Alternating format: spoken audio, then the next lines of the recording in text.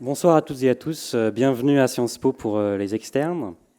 Certains parmi vous commencent un peu à me connaître maintenant et vous savez peut-être que j'aime toujours commencer les conférences par une citation. Et donc ce soir, on a un communiste, donc je me suis dit quoi de mieux que c'était Marx finalement. Karl Marx écrivait « C'est dans les crises du marché mondial qu'éclatent les contradictions et les antagonismes de la production bourgeoise. » Il poursuit « Ces contradictions conduisent à des explosions, à des cataclysmes, à des crises où l'arrêt temporaire de tout travail et l'anéantissement d'une grande partie du capital ramèneront brutalement celui-ci à un point où il sera capable de recréer ses forces productives sans commettre un suicide. » Il conclut « Mais parce que les catastrophes reviennent régulièrement et se produisent chaque fois sur une plus grande échelle, elles aboutiront en fin de compte au renversement violent du capital. » Marx analysait la contradiction sociale du capitalisme, une marche vers sa propre destruction qui s'accroît à cause de l'exploitation des travailleurs, qui accroît elle-même l'identification à une classe et culmine dans la révolution socialiste. Une seconde contradiction, la contradiction qui est de plus en plus flagrante aujourd'hui, la contradiction écologique, nous pousse à réfléchir à un système économico-politique diamétralement autre. Car ce n'est pas seulement le capitalisme qui s'autodétruit, il détruit avec lui les conditions mêmes d'habitabilité de la planète. C'est pour cette raison que la NUPES à Sciences Po Reims a décidé d'inviter ce soir Bernard Friot pour délivrer une conférence qui sera suivie d'une session où vous pourrez poser vos questions. Pour te présenter succinctement, Bernard, tu as été économiste, puis sociologue du travail. Tu es membre du Parti communiste depuis 50 ans. Et ton travail de recherche se concentre sur le régime général de la sécurité sociale. Tu as développé dans tes écrits un système économique alternatif au capitalisme que tu caractérises de communiste, ce qui te vaut des critiques des marxistes les plus orthodoxes. Nous aurons sans doute l'occasion d'y revenir en deuxième partie. Et tout de suite, je te laisse le micro, Bernard. Bonne conférence.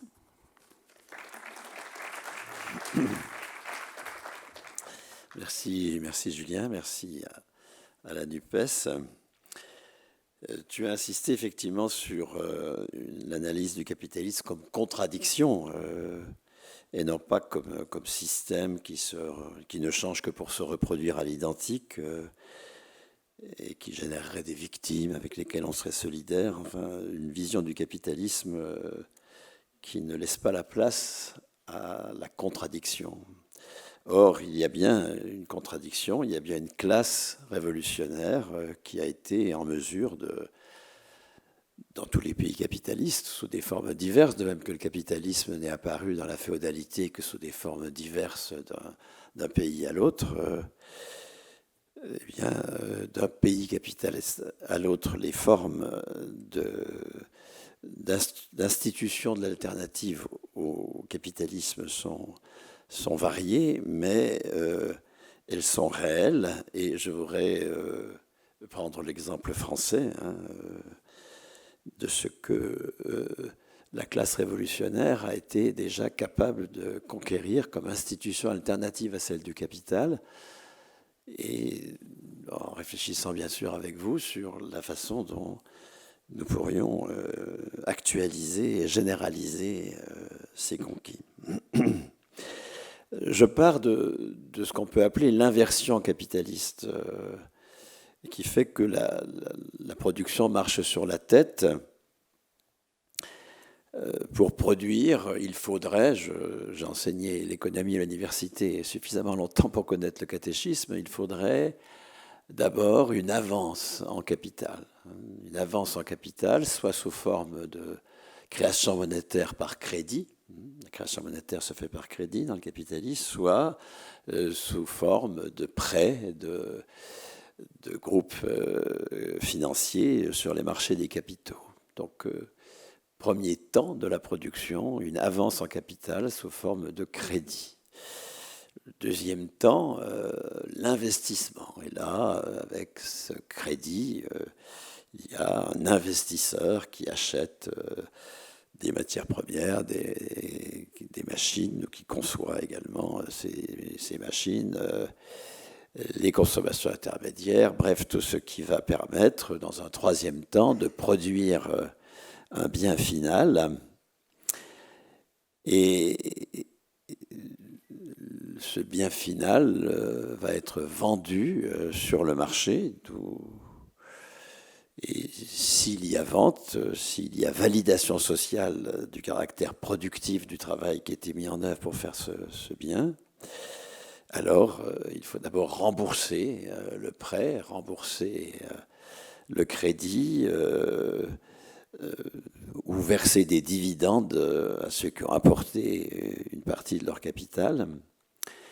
Et puis, ma foi, avec ce qui reste, payer les salaires. Les travailleurs disparaissent en tant qu'acteurs de la production. Les acteurs de la production, c'est le prêteur, l'investisseur, l'opérateur de marché. Donc là, on a des acteurs capitalistes qui ont le monopole de la production, qui décident de ce qui va être produit, qui décident de où ça va être produit, de qui va produire. Nous sommes séparés comme des fins et des moyens du travail.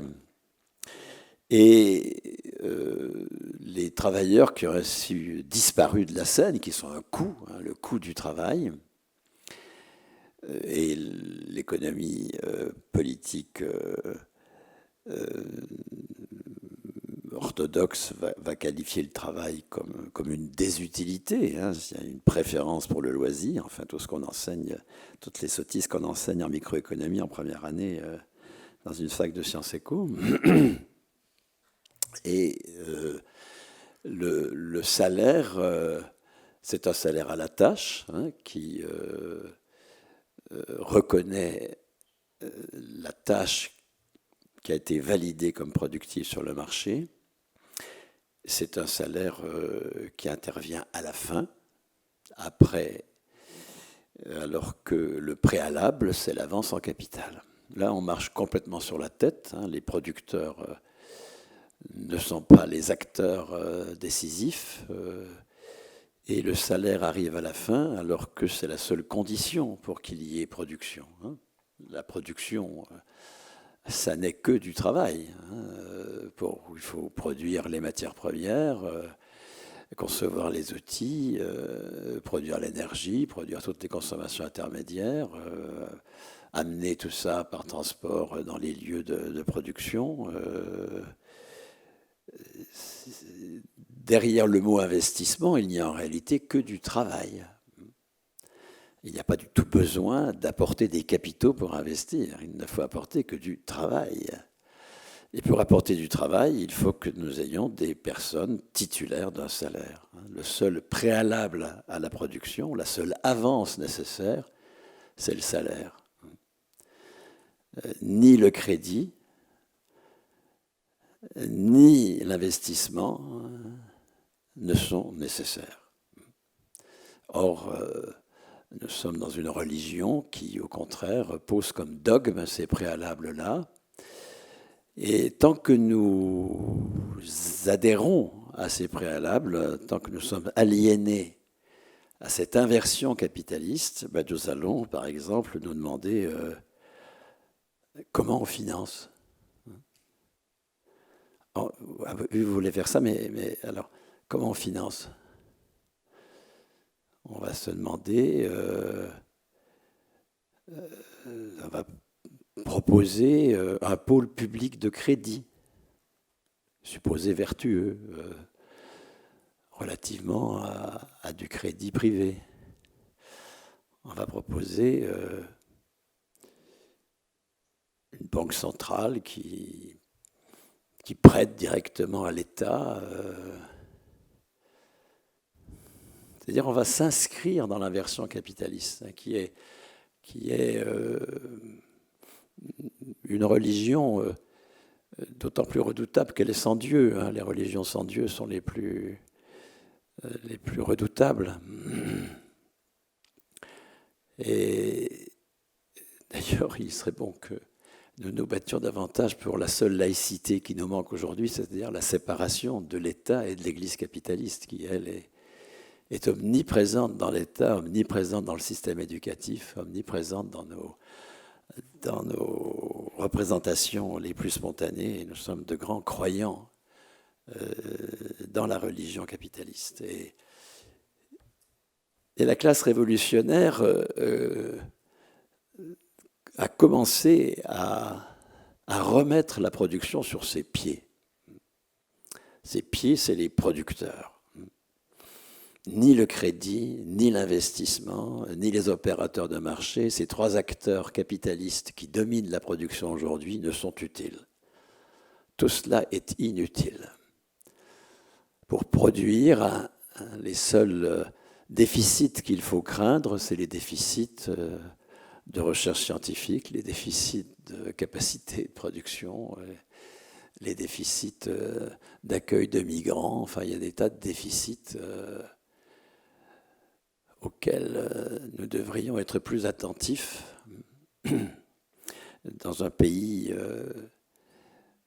qui a la souveraineté monétaire. Le seul déficit à craindre, c'est une insuffisante présence de producteurs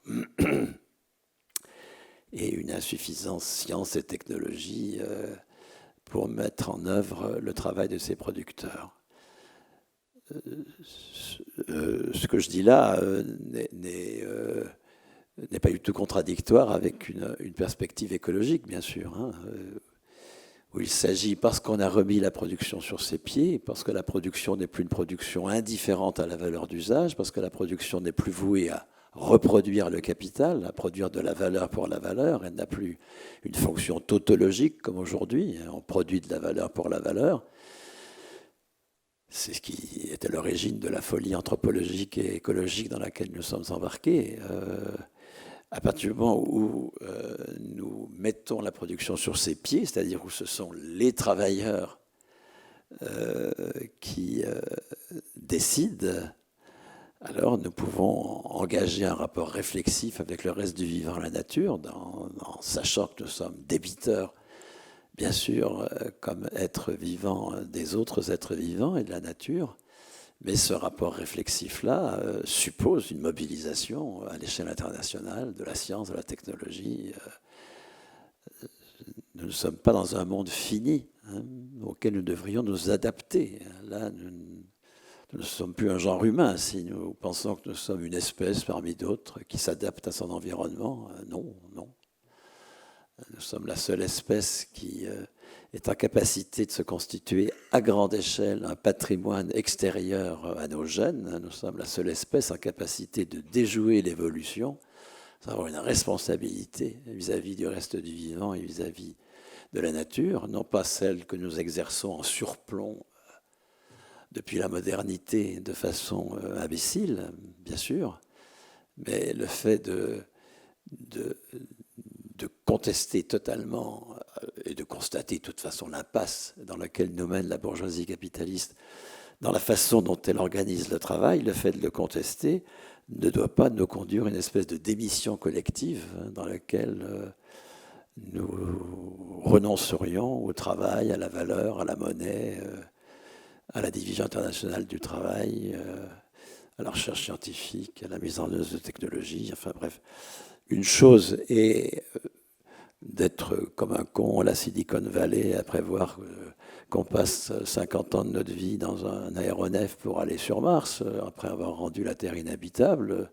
Autre chose est de renoncer à une vocation de genre humain, ce qui est la tentation actuelle, je pense, parmi tous celles et ceux qui sont décidés à ne plus produire de merde pour le capital. La tentation, c'est de jeter le bébé avec l'eau du bain et donc d'en finir avec les institutions que nous identifions à tort au capitalisme. Le travail, la valeur, la monnaie, tout ça sont des institutions qui ne sont pas du tout en soi capitalistes, des institutions sur lesquelles il faut mettre un qualificatif, un prédicat. C'est tout l'enjeu du bouquin que j'ai écrit avec Frédéric Lordon l'an dernier, mettre un qualificatif communiste ou capitaliste sur salaire, sur travail, sur valeur, sur État, sur production. Mais pas abandonner le salaire, le travail, la valeur, la monnaie, l'État, etc., comme une forme d'écœurement devant ce que ces institutions sont dans le capitalisme pourrait nous y inciter. Alors précisément, pour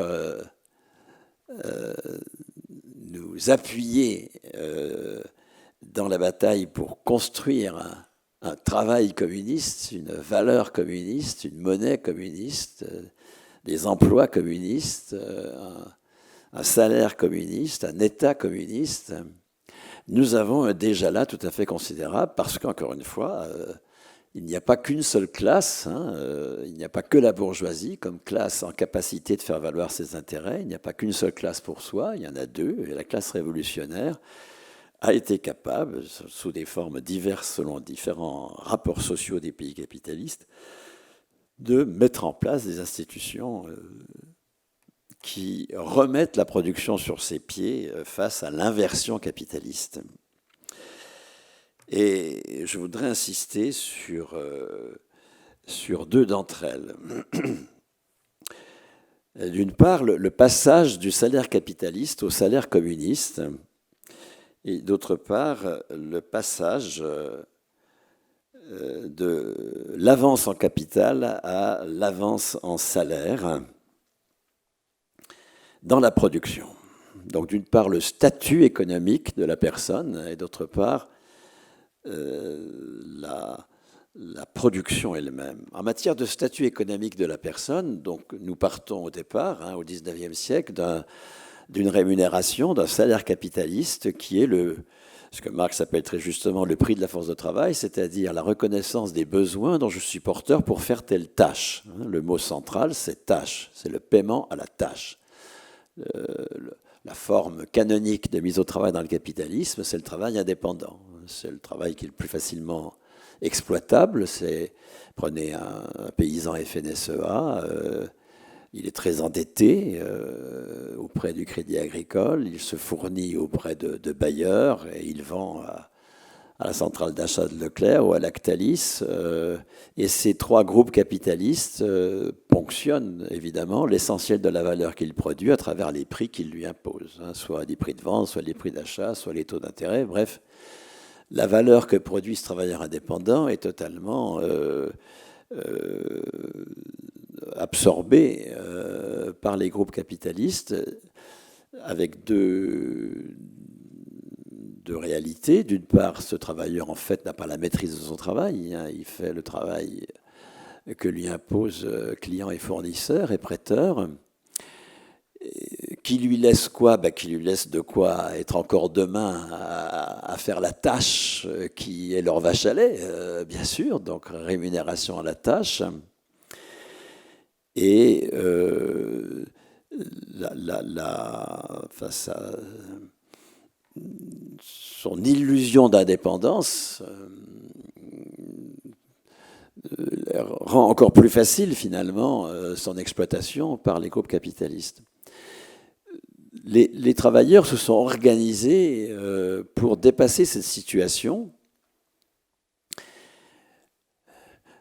qui, lorsque le travail indépendant n'était pas suffisant pour produire les biens et services sur lesquels s'appuie, concrets sur lesquels s'appuie la mise en valeur du capital, relevait non pas du rapport entre un fournisseur et un client, mais d'un jeu à trois, ce qu'on appelait le contrat de louage d'ouvrage, un jeu à trois qui était un capitaliste donneur d'ordre qui achète de l'ouvrage fait à un sous-traitant, au XIXe siècle on appelle un marchandeur, et ce sous-traitant embauche des travailleurs qu'on va appeler les ouvriers, le mot s'impose à l'époque puisque c'est ceux qui font l'ouvrage.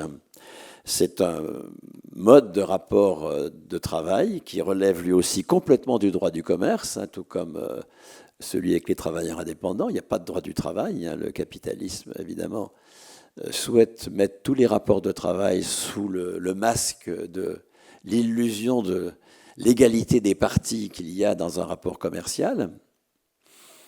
Et ce contrat de louage d'ouvrage, c'est ce que les bourgeois de la Révolution française mettent en place à la fin du XVIIIe siècle. Et lorsque la CGT se construit, enfin lorsque le mouvement ouvrier se construit à la fin du XIXe, c'est précisément pour en finir, aussi bien avec cette dépendance des travailleurs indépendants qu'avec cette inexistence des ouvriers dans le rapport entre sous-traitants et donneurs d'ordre, dont l'exemple le plus connu est celui des canuts et des soyeux. Les soyeux, c'est la bourgeoisie lyonnaise qui achète de l'ouvrage fait. Les canuts, c'est les sous-traitants qui entrent en conflit sur le tarif. Nous sommes dans le droit commercial et le conflit peut être aigu, mais les ouvriers, ça, tout le monde s'en fout, aussi bien les canuts que les soyeux.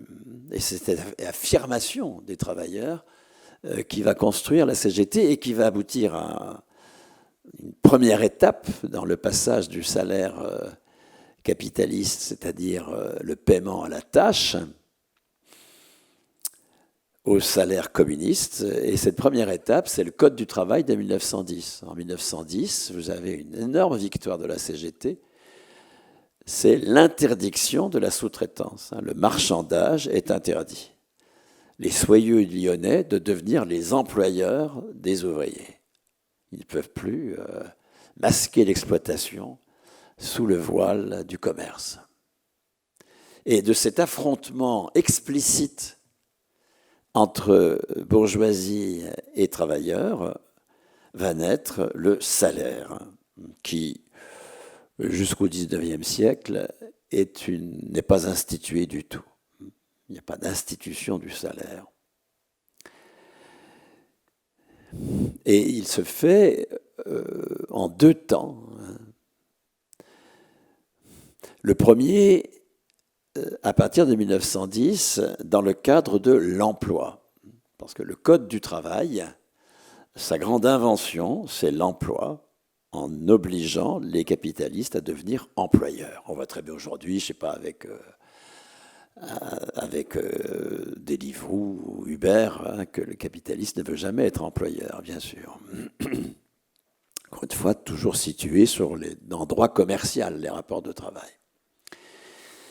Dans le cadre de l'affrontement entre employeurs et employés, va se construire l'emploi autour de la convention collective qui naît en 1919, d'abord facultative, c'est-à-dire qu'elle ne concerne que les capitalistes qui signent dans la branche de cette convention, qui signent, les autres ne sont pas concernés par les salaires obligatoires.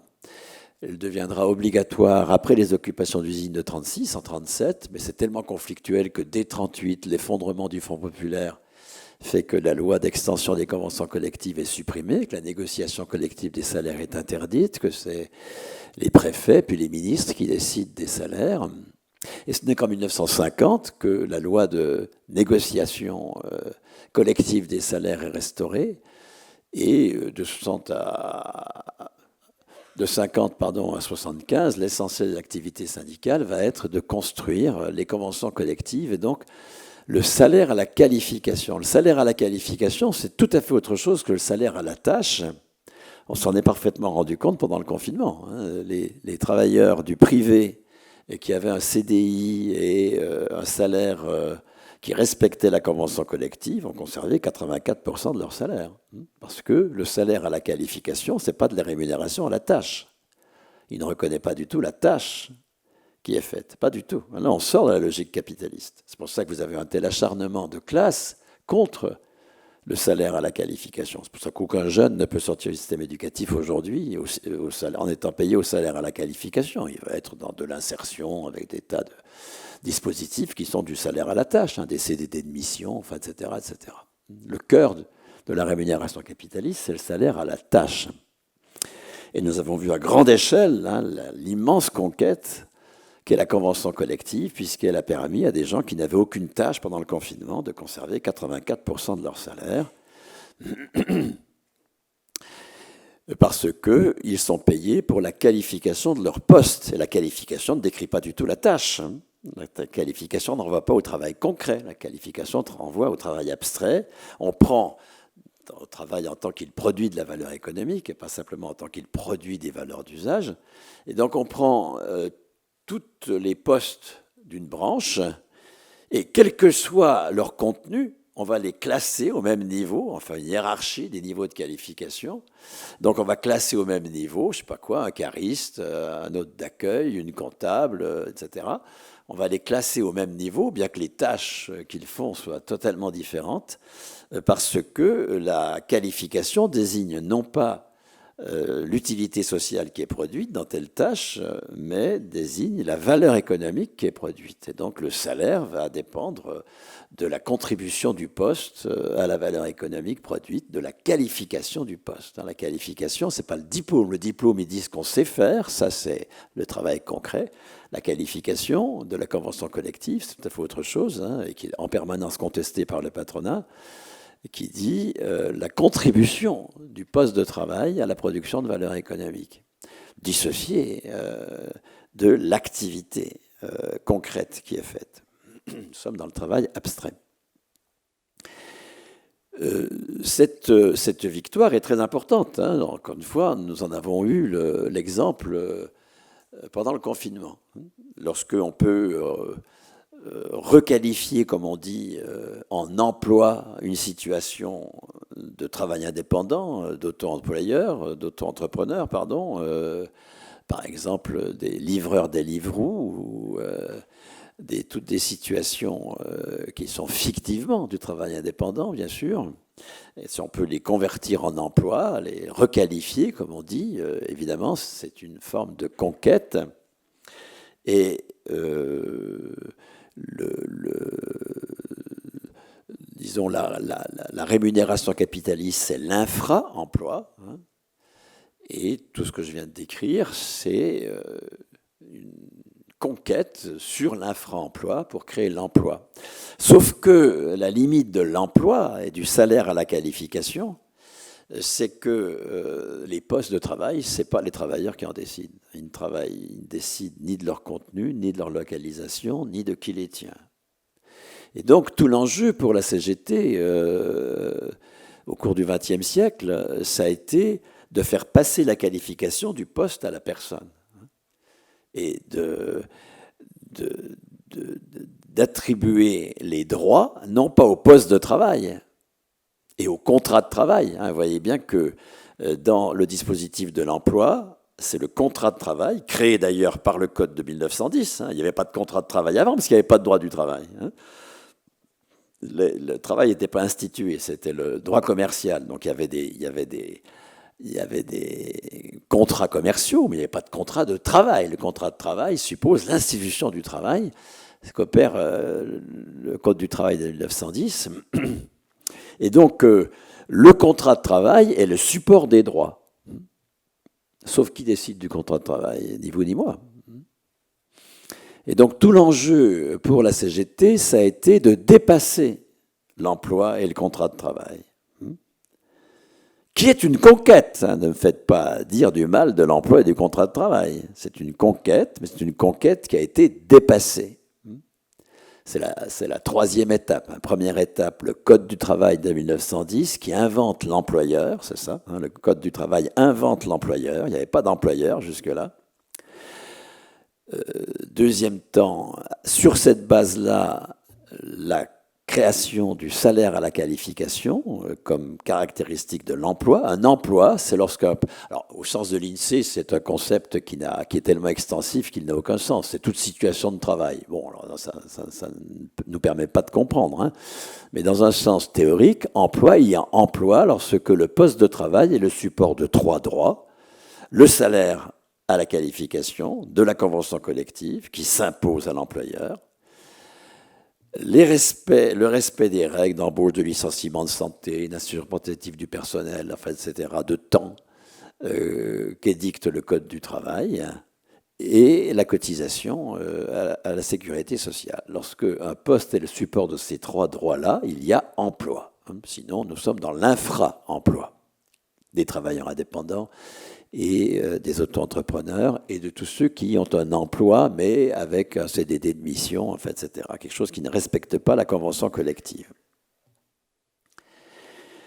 l'au-delà de l'emploi. Et c'est ça qui est intéressant, parce que là, on s'achemine vers le communisme cette fois-ci. On remet la production sur ses pieds, le producteur.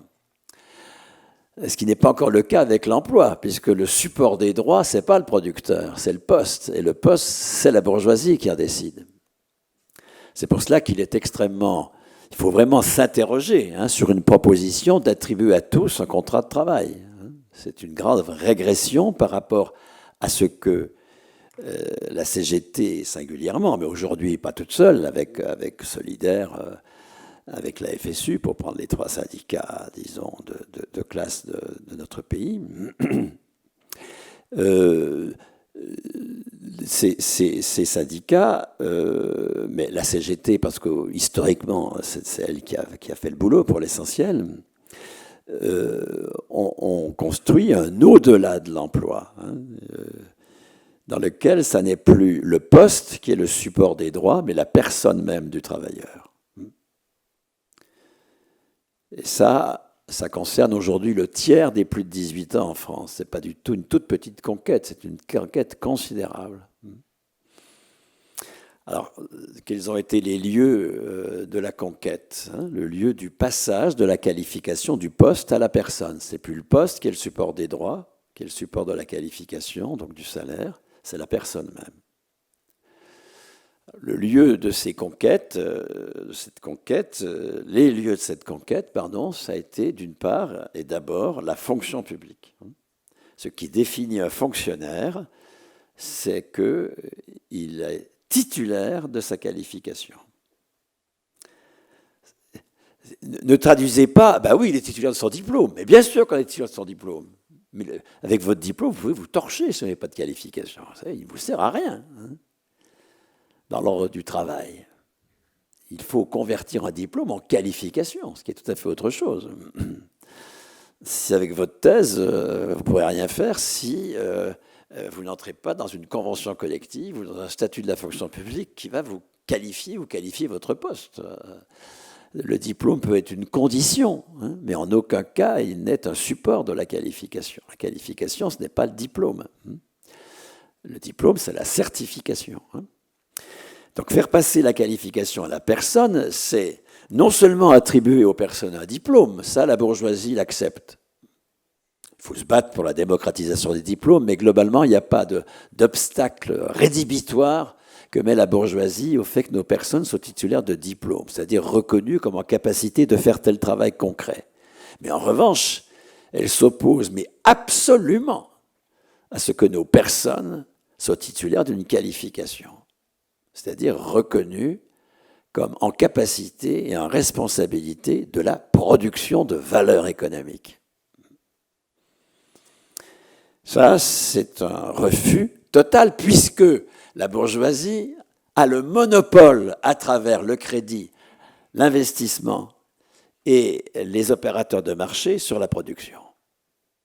C'est elle qui en décide. Donc que nous soyons, nous, en tant que personnes, définis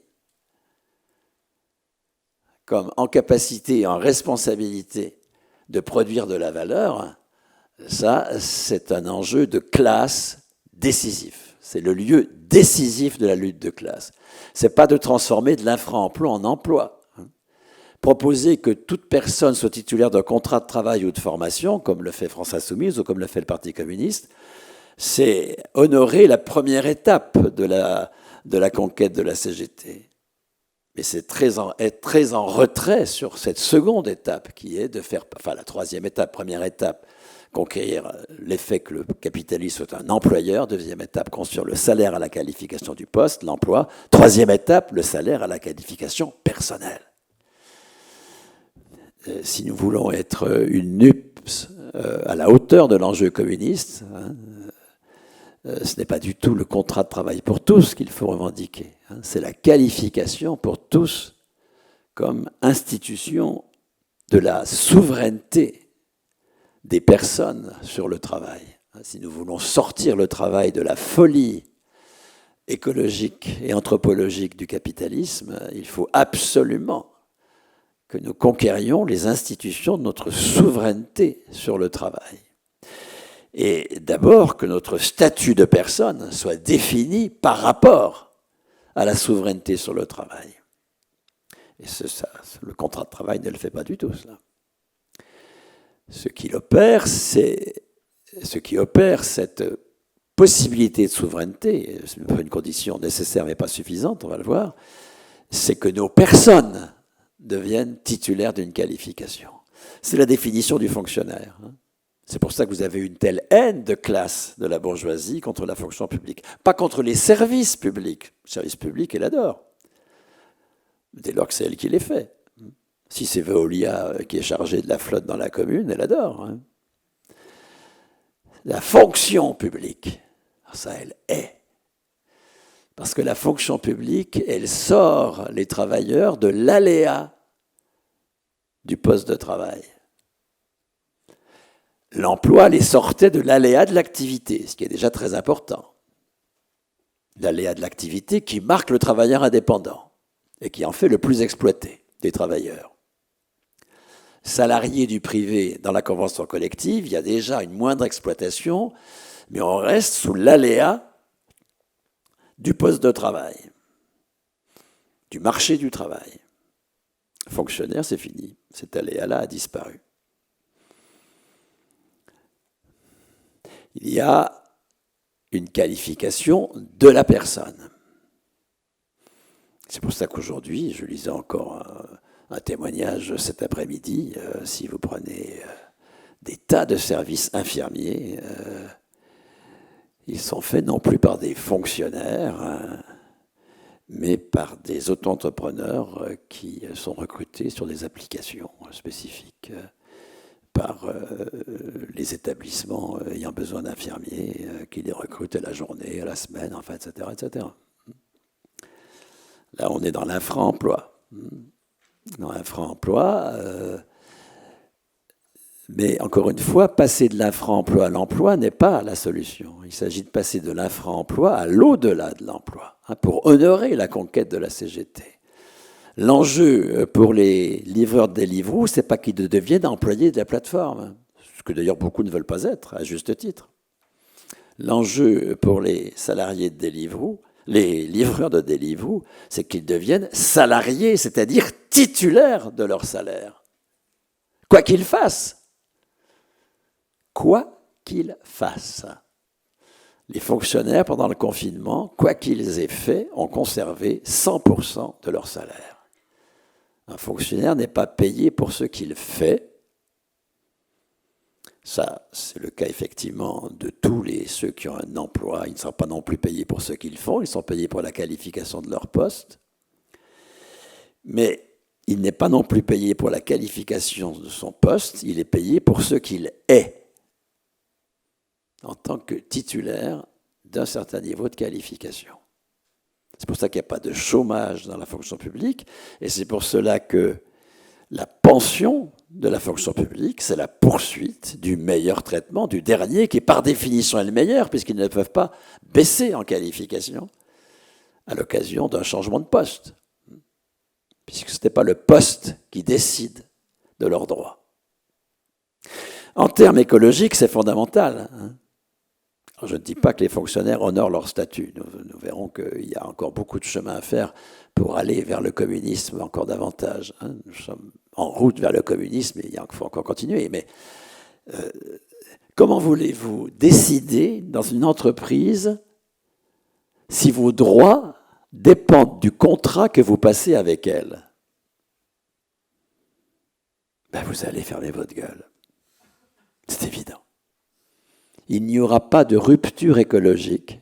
Il n'y aura pas de rupture écologique tant que les droits dépendront du contrat de travail. Moi, je n'irai pas faire la morale écologique aux salariés de Fessenheim. Je n'irai pas le faire tant que leurs droits dépendent de leur contrat de travail. Et que, en défendant leur emploi, fût-il de merde, ils défendent leurs droits. Il n'y aura pas de rupture, je ne parle pas de transition écologique, laissons ça au greenwashing. Il n'y aura pas de rupture écologique tant que les droits dépendront du contrat passé avec l'entreprise ou, si on est travailleur indépendant, de la validation de notre activité sur le marché. Dans ces deux situations-là, toute rupture écologique est impossible. Parce que la rupture écologique, elle ne vient pas d'en haut. Elle vient, comme tout communisme, elle vient d'en bas, bien sûr. Elle vient de notre détermination à ne travailler que selon notre déontologie. Elle vient du communisme, c'est-à-dire la détermination à ne travailler que selon sa déontologie. Et à entretenir avec le reste du vivant, la nature, le rapport réflexif adéquat. À la fois de respect, de dette, on reconnaît notre dette vis-à-vis du reste du vivant, et en même temps de responsabilité. Sans commune mesure avec quelque autre espèce vis-à-vis du reste du vivant et de la nature. Ce programme-là du communisme n'est impossible à mettre en œuvre si les personnes ne sont pas, en tant que personnes, titulaires de leurs droits économiques. Quel droit ? Évidemment, le salaire, mais aussi, et c'est là qu'on va plus loin que la fonction publique, qui n'a pas ces droits-là, la propriété d'usage de l'outil. Il faut évidemment que les travailleurs soient propriétaires d'usage de l'outil de travail. Donc, second droit à conquérir. Le premier droit, il est déjà conquis. Quand je parle du tiers des plus de 18 ans, ce n'est pas que les fonctionnaires. Il y a 5,5 millions de fonctionnaires et nous sommes 50 millions de plus de 18 ans. Non, il faut ajouter aux fonctionnaires tous les salariés dont le statut a été construit sur le modèle de la fonction publique. Alors, ils sont, tout comme la fonction publique, extrêmement combattus par la classe dirigeante. Les postiers, c'est fait. Il n'y a plus de postiers, enfin, il n'y a plus de nouveaux embauchés qui sont fonctionnaires. EDF, GDF, RATP, SNCF, je ne sais pas quoi, moi, Opéra, enfin, vous avez toute une série de lieux dans lesquels, pour l'essentiel, les communistes, en 1946, ont copié le statut de la fonction publique pour le statut de ces travailleurs. Et puis, il faut ajouter alors l'énorme travail que fait Croizat comme ministre du Travail, qui transpose dans le privé, dans le régime général, lorsqu'il crée le régime général, qui transpose la fonction publique, la pension de fonction publique dans le privé. Depuis 1946, les pensions du régime général ne tiennent aucun compte des cotisations. C'est la poursuite d'un salaire de référence. Aucun compte n'est tenu des cotisations. Sur les 340 milliards de pensions qui sont distribuées actuellement en France, vous en avez 250 qui sont calculés sans tenir aucun compte des cotisations. Ce n'est pas du tout du j'ai cotisé, j'ai droit à la capitaliste, pas du tout. Ça, c'est l'Agirc Arrco, c'est la riposte patronale, l'initiative communiste de 46, dès 47 qui crée cela. Non, pas du tout, pas du tout. Et vous voyez, d'un point de vue anthropologique, ce que ça veut dire, hein. Le retraité, ce n'est pas un ancien travailleur qui a droit au différé de ses cotisations. Ça, c'est ce que Macron voudrait faire pour tous aujourd'hui, sur le modèle de l'Agirc Arrco. Non, le retraité, c'est un travailleur qui n'a plus besoin de passer par le marché du travail pour être titulaire de son salaire. C'est un travailleur libéré du marché du travail. Pas libéré du travail, ça n'a aucun sens. C'est être amputé que de ne plus être reconnu comme productif. Totalement amputé. Moi, j'entends bien être reconnu comme productif jusqu'à ma mort. Mais libéré du marché du travail, oui, bien sûr. Institution capitaliste par excellence. Or, sur les 16 millions de retraités, vous en avez 8 qui ont une pension supérieure au SMIC et entre 75 et 100% de leur salaire de référence. Si vous additionnez, il y aurait d'autres situations additionnées, on arrive à 17 millions de plus de 18 ans qui ont un salaire lié à leur personne. Voyez ? Là, nous sommes dans les prémices du communisme. Alors, encore une fois, ça ne suffit pas. Pour que nous décidions de la production, il faut qu'à ce droit, chacun est titulaire d'une qualification et donc de son salaire, quoi qu'il fasse. Vous voyez, hein, c'est poser le salaire comme préalable, non plus comme oui, non plus comme résultat de la production, hein, le salaire qui arrive après la production, mais c'est poser le salaire comme préalable à la production. Le salaire avant la production. Oh, mais les gens ne vont rien foutre. On peut être aliéné à la religion capitaliste et réagir comme ça. Hein. Je ne vous interdis pas d'être croyant. Hein. Je vous incite à devenir athée de la seule religion qui nous emmerde. Et c'est le plus difficile. L'autre droit, donc, il faut que nous conquérions, en dehors de généraliser à tous les plus de 18 ans le salaire comme droit politique, hein, attribué à 18 ans ou à 16 ans si c'est l'âge de la majorité, enfin à l'âge de la majorité, le salaire, le premier niveau de qualification et donc les 1750 € net du SMIC revendiqué. Et vous voyez d'ailleurs par parenthèse que si nous voulons assumer hein, cette responsabilité reconnue par l'attribution à chaque majeur, quel que soit son passé scolaire, quel que soit son handicap, etc., comme le droit de vote, hein, attribuer à chaque majeur une qualification, ça suppose évidemment une toute autre école hein, qui forme à la responsabilité, à la co-responsabilité dans le travail. Ce qui n'est pas le cas de l'école aujourd'hui du tout, bien sûr, parce qu'elle forme à la compétition sur le marché du travail, précisément.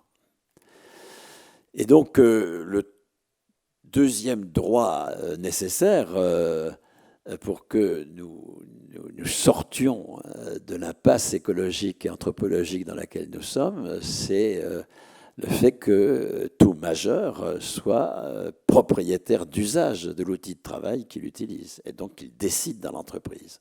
Mais encore une fois, pour décider dans l'entreprise, il ne faut pas dépendre d'elle. Si vous dépendez d'elle, vous ne déciderez rien. En cas de conflit, ma foi, vous penserez à maintenir votre contrat de travail et vous vous tairez, c'est évident. Les droits ne doivent absolument pas dépendre du contrat de travail. Et le troisième droit nécessaire, le premier droit, c'est donc un droit à la qualification personnelle, le deuxième droit, un droit à la codécision dans l'entreprise et donc à la copropriété d'usage de l'outil.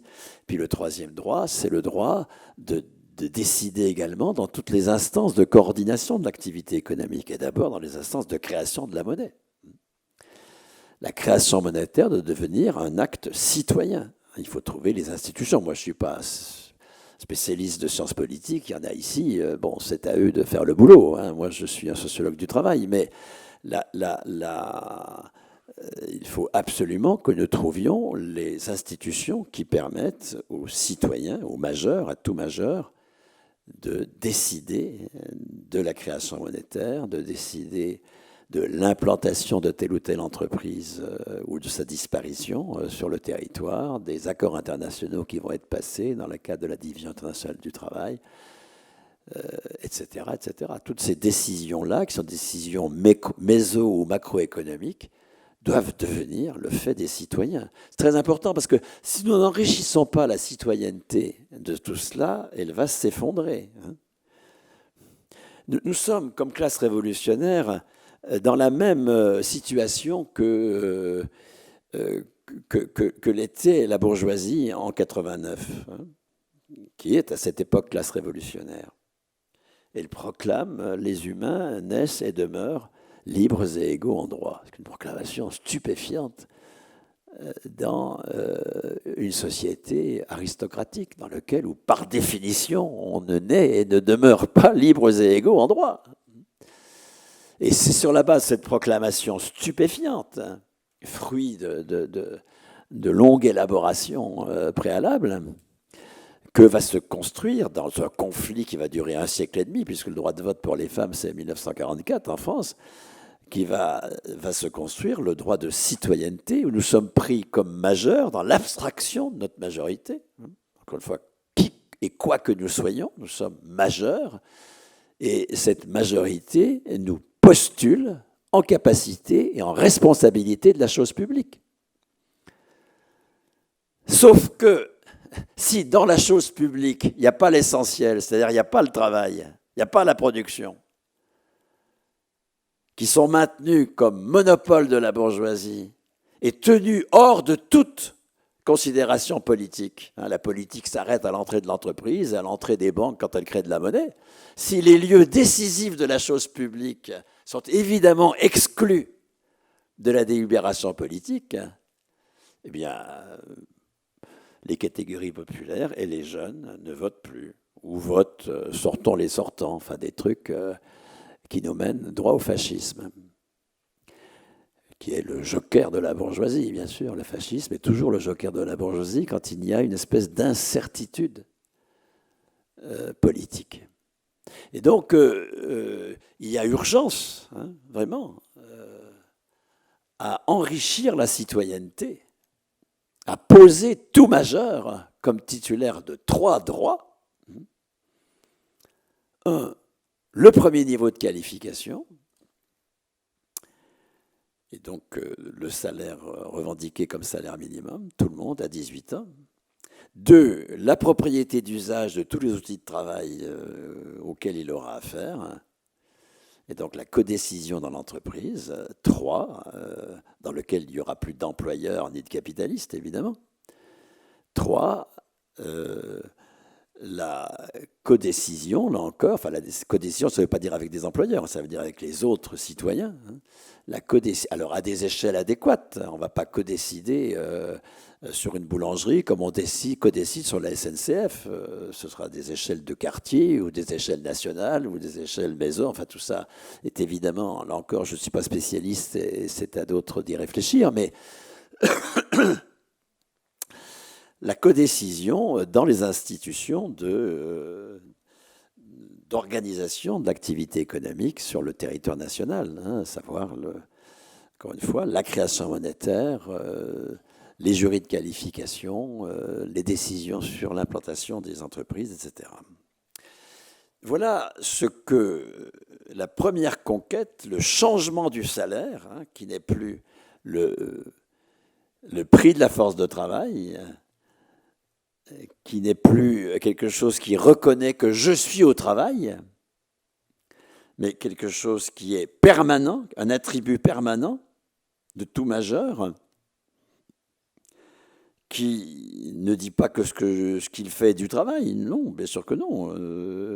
Il n'y a aucune injonction non plus à transformer son activité en travail, mais qui est postulé en tant que majeur, en tant que citoyen, comme en capacité et en responsabilité de la production.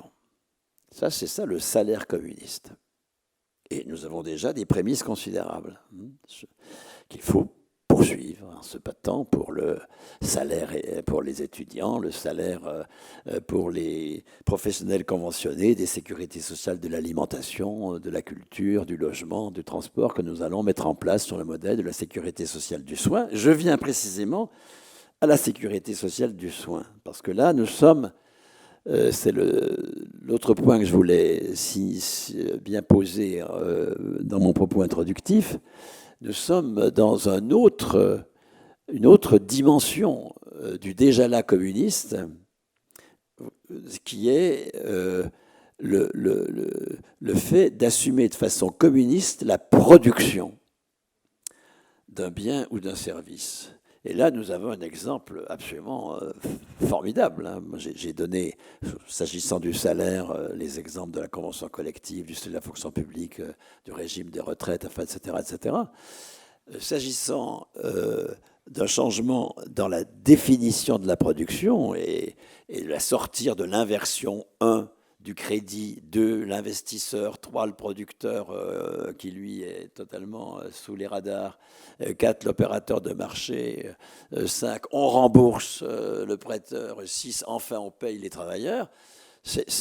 Nous avons produit 10% du PIB en étant classé au premier rang mondial dans cette production pendant plusieurs décennies, en inversant cette logique de la production, en produisant sur un mode communiste les soins de santé. Alors, je m'explique sur ce point de production communiste des soins de santé. Dans les années 50, les soins de santé, c'est très peu de choses. D'une part parce que l'hôpital, jusqu'en 1900, jusqu'aux années 40, est réservé aux indigents. Seuls des indigents peuvent aller à l'hôpital. Dès lors que même vous êtes assuré social des assurances sociales de 1930, du coup, vous ne pouvez plus aller à l'hôpital, parce que vous n'êtes pas indigent. C'est vous dire que, alors donc il faut aller dans des institutions privées. C'est dire combien l'hôpital public est dans un état de très faible technicité, bien sûr. Et puis, les soins de ville ne sont pas remboursés. Les soins de ville, quand vous adressez à un soignant pour des soins ambulatoires, il n'y a aucun remboursement. Donc là encore, il n'y a pas grand-chose, sauf pour les riches. D'ailleurs, les travaux ont montré comment les médecins travaillent gratuitement à l'hôpital pour se faire la main sur les pauvres et ensuite pouvoir demander des sous à leur clientèle riche de ville. Bon. Tout ça va être complètement subverti à partir de 55, entre 55 et 75. Vous avez 20 ans, là, exceptionnels, pendant lesquels on va construire les CHU, on va relier l'université et l'hôpital, conventionner tous les professionnels de santé, y compris les professionnels ambulatoires, transformer les hospices en hôpitaux, créer des lits actifs et des maternités partout. Enfin bref, nous transformons un hospice en hôpital, où nous créons un hôpital à raison d'un par jour pendant 10 ans. Un par jour. Donc, cet investissement absolument considérable et cette mise au travail de travailleurs soignants dont le nombre, dont les effectifs gonflent considérablement, dont la qualité gonfle considérablement, etc. Comment ça s'est opéré ? Ça s'est opéré sans faire appel au marché des capitaux, sans faire appel au crédit, sans faire appel à l'avance en capital. Pas du tout. Sans investisseurs, sans prêteurs, sans opérateurs de marché. Aucun acteur capitaliste n'a été nécessaire pour produire 10% du PIB. Aucun. Nous avons augmenté les salaires. Les années 60 sont une décennie de forte hausse du salaire. Mais non pas d'abord sous la forme de la hausse du salaire direct, celui qui va sur le compte postal ou le compte bancaire, mais sous la forme des cotisations qui vont à l'assurance maladie, vieillesse, aux allocations familiales ou au chômage. C'est le taux de cotisation qui a considérablement augmenté. Si on prend l'assurance maladie, par exemple, le taux de cotisation qui était de 8% du salaire brut en 1945 est de 16% du salaire brut en 1979. Et CSG et cotisations additionnées, il est toujours de 16% du salaire brut. Parce que nos organisations ont renoncé à se battre pour la hausse du taux de cotisation. Je chercherai en vain à Solidaire, à la CGT, à la FSU, au Parti communiste, au NPA, à la FI, chez les écolos, au Parti socialiste, la moindre proposition de hausse du taux de cotisation. Une bataille perdue puisque non menée, avec des conséquences absolument considérables. Or, cette hausse du taux de cotisation s'est faite en matière de maladie dans une monnaie qu'on appelle une monnaie marquée. C'est-à-dire que la monnaie collectée par l'assurance maladie, c'était bien de la monnaie qui va sur la carte. Enfin, la carte vitale n'existe pas dès la fin des années 50, mais elle va être créée par la suite. La carte vitale, c'est de la monnaie. Avec la carte vitale, on paye. Bon. La santé n'est pas gratuite. Il y a un marché de la santé. Et cette monnaie, elle n'est utilisable qu'auprès de professionnels conventionnés. Et là, on a un outil formidable pour changer la production. Si on veut faire une sécurité sociale de l'alimentation, par exemple, qui nous libère de l'agrobusiness, on ne va pas conventionner Carrefour ni les grandes distributions. la monnaie que l'on mettra sur la carte vitale ne sera pas dépensable dans la grande distribution capitaliste.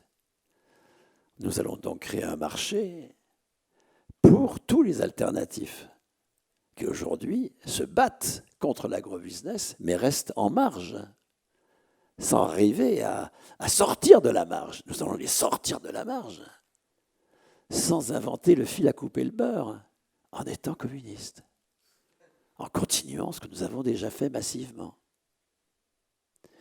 Donc, hausse des salaires sous forme d'une monnaie marquée, qui va permettre à l'assurance maladie, et là encore, je vais transposer dans ce que pourrait être une sécurité sociale du transport, ou de l'alimentation, ou de l'énergie, ou de l'habitat, ou de la culture, pour prendre ces quelques points possibles.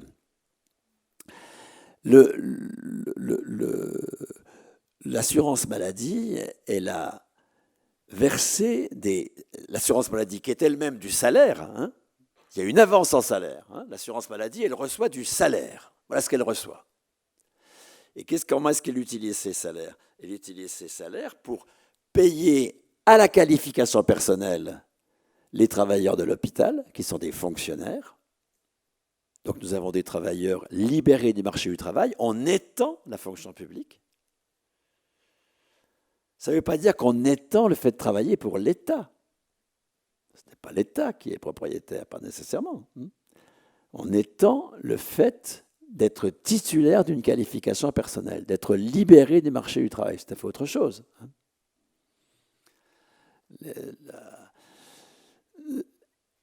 Et les travailleurs indépendants ne sont pas du tout supprimés. Au contraire, ils sont enfin valorisés. Le communisme, ce n'est pas la suppression du travail indépendant du tout. C'est de même que les travailleurs de l'hôpital sont libérés du marché du travail, les travailleurs indépendants du soin sont libérés du marché des biens et services de soins. Ils passent convention, leurs organisations passent convention avec l'assurance maladie sur une nomenclature d'actes et un taux de paiement des actes. C'est un marché négocié, dont le résultat est tout à fait stupéfiant. Les rémunérations des soignants, alors qui sont des rémunérations super brutes, puisqu'elles incluent ce qui, pour un employé, relève des cotisations patronales, bien sûr. Mais les rémunérations des soignants sont comprises en super brut, donc entre 50 000 et 150 000 euros par an. C'est-à-dire qu'il n'y a pas de pauvres. Alors que vous prenez les travailleurs indépendants, et vous avez 90% de crève-la-faim. Et puis 10% de nabab. Il n'y a pas de nabab non plus dans les soignants. C'est un rapport de 1 à 3. Il y a des gens qui gagnent 3 fois plus que les autres, mais 1 à 3, ça reste un rapport raisonnable. Vous voyez, nous avons inventé le travail indépendant communiste. Indépendant, mais en même temps libéré du marché du travail, du marché des biens et services, pardon, de la dictature de ce marché, qui est totalement soumis à la spéculation, totalement erratique, fonction du climat, s'agissant du marché des biens d'alimentation, enfin, etc., etc., etc. Nous pouvons parfaitement transposer ça dans toutes les productions. Toutes les productions peuvent être mises en sécurité sociale, en ne conventionnant que des producteurs non capitalistes. C'est là qu'on va sortir la production de logements de Vinci, Bouygues, etc., etc. Qu'on va sortir la production d'énergie, qu'on va sortir la production, etc. Il n'y aura pas de rupture écologique tant que nous ne ferons pas ce genre de mutation. Mais encore une fois, ces mutations, il suffit d'actualiser et de généraliser le déjà là communiste que nous avons su mettre en place. Moi, je ne pars pas comme ça dans une espèce de ciel des idées. Je n'ai pas d'idéal communiste. Le communisme, pour moi, ce n'est pas un idéal. C'est un mouvement réel de sortie du capitalisme par des institutions alternatives que nous mettons en place comme classe révolutionnaire. Ça ne se passe pas par en haut. Ce n'est pas un bon État. Ça ne passe pas par la prise du pouvoir d'État. Le préalable, ce n'est pas de gagner l'élection présidentielle. Ça, c'est des illusions. Le préalable, c'est toujours la prise du pouvoir sur le travail. D'ailleurs, la seule classe révolutionnaire qui réussit, la bourgeoisie, qu'est-ce qu'elle a fait? Elle a pris le pouvoir d'État d'abord. Elle a pris le pouvoir d'État à la fin. Elle a pris le pouvoir sur le travail. Elle a éliminé progressivement l'aristocratie de la production. Elle a occupé le terrain. Et puis, au XVIIe siècle, parce que la bourgeoisie anglaise était un peu plus en avance que nous, elle a coupé la tête au roi, en 1649. Nous, un peu plus tard, 1791. Mais après, c'était à la fin du processus. C'était pas le début. Si vous prenez le pouvoir d'État alors qu'on n'a pas pris le pouvoir sur le travail, qu'est-ce qui va se passer? La bourgeoisie qui tient en otage la société, puisque c'est elle qui tient la production, qui tient le crédit, l'investissement et les opérations de marché. Elle tient la production. Ben, ma foi, elle va tenir en otage la société et le gouvernement, élu si vertueux soit-il, va baisser la culotte. Nous connaissons ça par cœur. C'est tout ce qui s'est passé au XXe siècle en cas de victoire électorale de la gauche. Il n'y a pas d'exception, sauf si, ne voulant pas baisser la culotte, on instaure la dictature, qui va être une dictature sur le peuple, puisque le peuple n'a pas commencé à prendre le pouvoir sur le travail, et que c'est un bon État qui, d'en haut, va décider de ce qui est bon pour le peuple, et ce sera Staline. Alors, ni Mitterrand, ni Staline, s'il vous plaît. On a donné, ça suffit. On ne va pas continuer. On ne passe pas au communisme par une victoire électorale. Alors, je ne dis pas que les victoires électorales sont inutiles. Et donc, on n'organise pas un parti autour des élections, comme les FI, comme le Parti communiste aujourd'hui, qui devient le parti de Fabien. Le parti de Fabien. Je ne sais pas comment on peut être communiste avec le parti de Fabien. C'est un communiste qui parle, hein, encarté au parti depuis un peu plus de 50 ans d'ailleurs. Tu as dit 50, mais c'est 53, je crois que j'ai fait un petit compte. Qu'importe. Je suis au parti communiste, pas au parti de Fabien, d'accord? Mais je ne suis pas non plus à la FI, organe gazeux de Mélenchon, d'accord? Non. Tout cela est contre-productif. Tout cela ne peut pas nous mener au communisme. Ce qui nous mène au communisme, c'est encore une fois l'actualisation et la généralisation de déjà là qu'il s'agit d'assumer et de mettre au cœur de notre bataille. Et donc,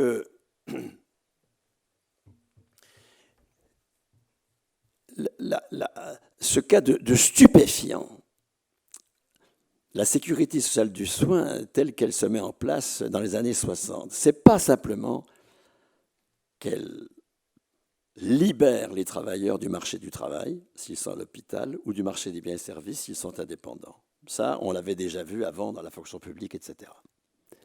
Ce qu'il y a de stupéfiant, c'est qu'elle libère les travailleurs de la dette.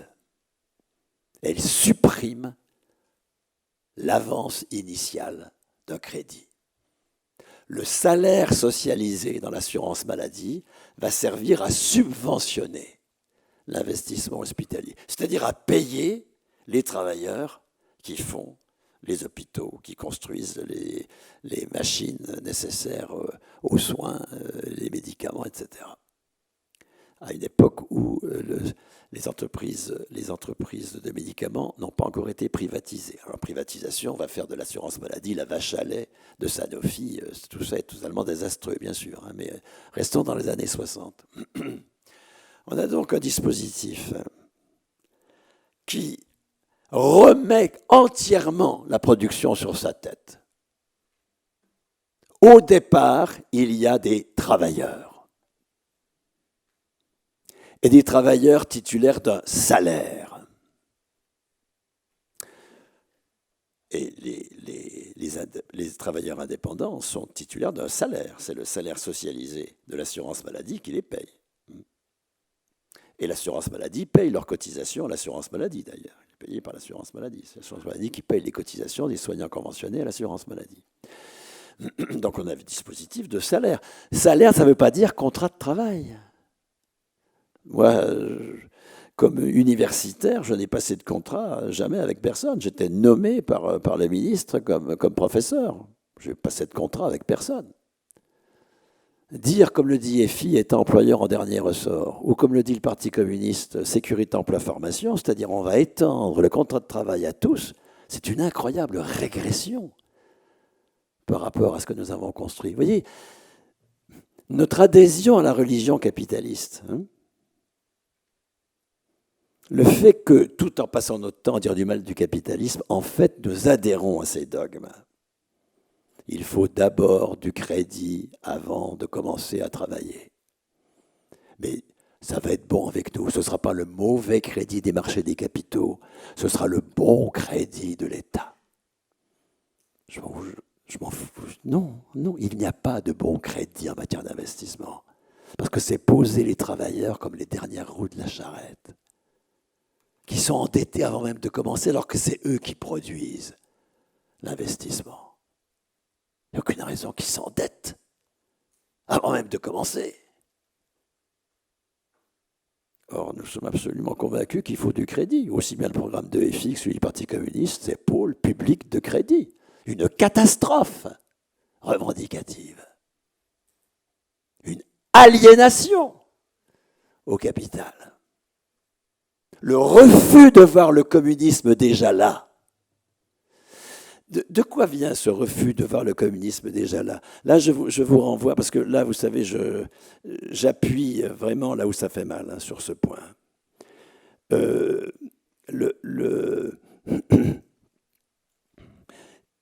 vous renvoie au bouquin de Lucien Sève, qui s'appelle Communisme. Lucien Sève a écrit une grande tétralogie, Pensée avec Marx, et le 4e tome, qui est paru en 2019, est consacré au communisme.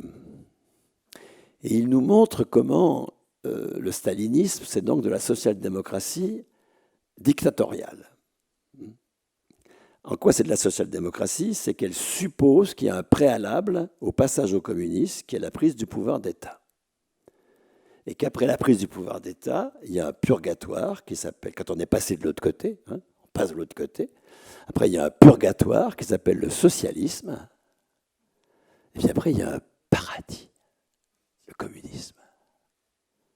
Société sans violence, sans travail.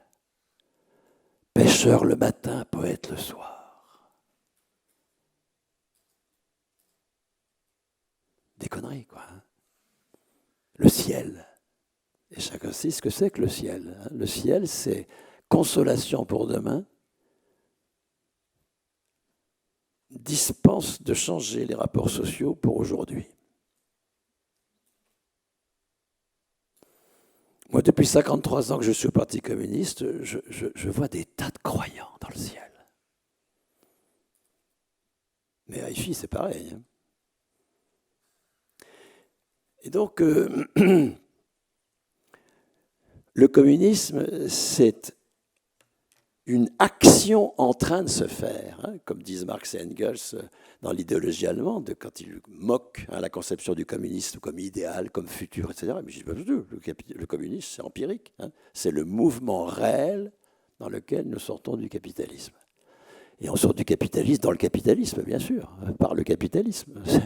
Or, Lorsque les communistes français, en 47-48, participent à une internationale dans laquelle Jnadov est le représentant soviétique, et font état de tout ce qu'ils ont fait en 1946, de communistes, de proprement communistes. Jnadov leur dit, mais attendez, on ne peut pas faire de communisme dans le capitalisme. Il faut d'abord prendre le pouvoir d'État, puis après passer par le socialisme. Ce que vous faites, c'est la démocratie avancée. Vous voyez ? Et les délégués vont... Nous sommes dans le summum de la gloire de Staline qui a vaincu le nazisme, etc. Ils ferment leur gueule. Et ils vont lire, mais ils ne sont pas les seuls, ils vont lire les conquêtes que je viens de vous dire comme de la démocratie avancée, pas du tout comme du communisme. Et du coup, ils vont les sous-estimer considérablement. Regardez la façon dont notre cécité sur le communisme déjà là nous a fait réagir à la loi d'août dernier qui suspend le traitement des soignants suspendus pour non-vaccination. Nous avons protesté contre le fait que, alors qu'on manque déjà de soignants, on en élimine 15 000, contre le fait que des gens qui sont des gens parfaitement honorables n'ont plus de salaire, rien. Aucune protestation contre l'attaque formidable qu'est cette mesure contre le statut de la fonction publique. L'article 3 de la loi Lepors, le ministre communiste de la fonction publique en 1983, dit très justement que tout fonctionnaire suspendu conserve son traitement, bien sûr. Le fonctionnaire n'est pas payé pour ce qu'il fait. Le traitement est un attribut de sa personne. Vous voyez, à ne pas voir la capacité que nous avons eue de créer l'investissement hospitalier sans faire appel au crédit. L'incapacité où nous sommes de voir que nous avons su inventer un statut de la personne qui ne la fait plus dépendre des aléas de son activité quant à ses droits économiques, fait que nous sommes dans des revendications totalement rétrogrades par rapport aux conquêtes du XXe siècle, pôle public de crédit, contrat de travail pour tous.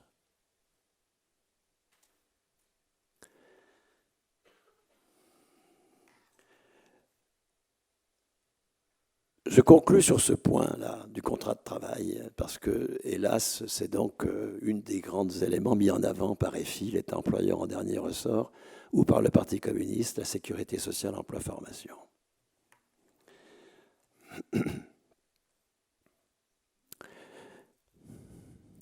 Nous ne pourrons opérer la rupture écologique qu'avec des travailleurs titulaires de leurs droits, des droits liés à leur personne, dont les droits ne dépendront en aucun cas de leur contrat de travail. Le contrat de travail ne peut en aucun cas être le support des droits. Ça a été une conquête, la conquête de l'emploi. Il faut maintenant passer à l'au-delà de l'emploi, honorer la conquête du statut de la fonction publique, etc., etc., etc., en la généralisant. Cela dit, et le préalable à toute production, c'est la distribution de salaire et non pas le crédit public. Distribuer les salaires comme préalable à la production. Cela dit, pour que cette monnaie ne soit pas inflationniste, encore faut-il qu'il y ait production de valeur en face de cette création. Encore faut-il que les personnes exercent leur qualification. C'est là que le contrat joue un rôle, dans l'exercice de la qualification, mais pas dans les droits. Donc, que les personnes aient besoin, pour exercer effectivement leur qualification, soit en montant leur entreprise comme travailleur indépendant, soit en entrant dans une entreprise, dans un collectif, comme salarié de cette entreprise, qu'ils soient accompagnés par un service public de la qualification qui s'assure, qui les aide, qui s'assure qu'effectivement, ils vont pouvoir créer leur entreprise ou entrer dans un collectif. Ça, bien sûr, évidemment. Bien sûr qu'il faut du contrat de travail, bien sûr, mais pas comme support de droit. Et pas non plus comme obligation.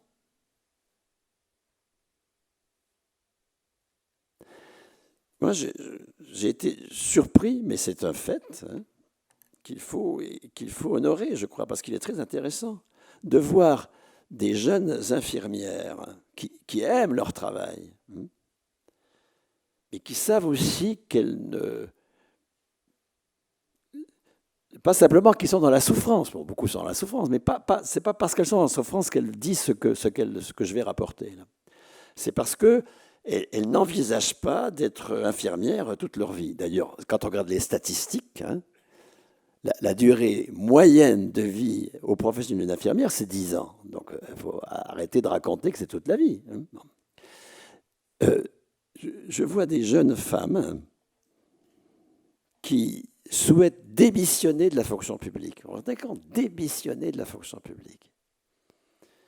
Parce que la fonction publique, c'est un fait aujourd'hui, ne leur offre pas de mobilité professionnelle.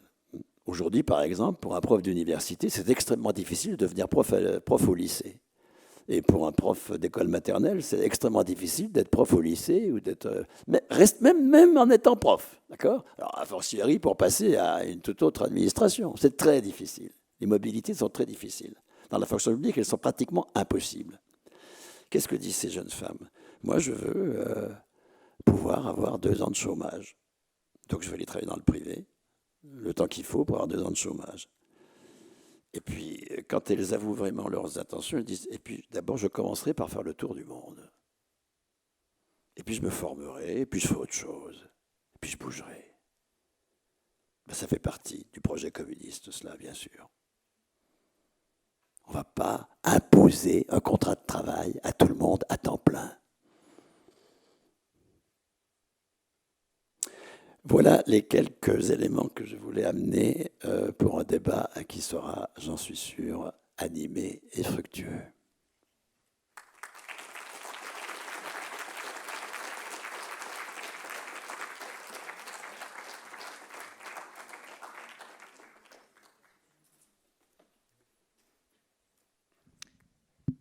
Merci Bernard.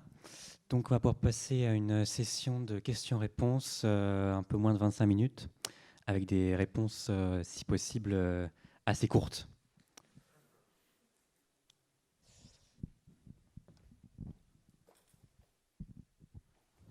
Bah alors, déjà, bonsoir.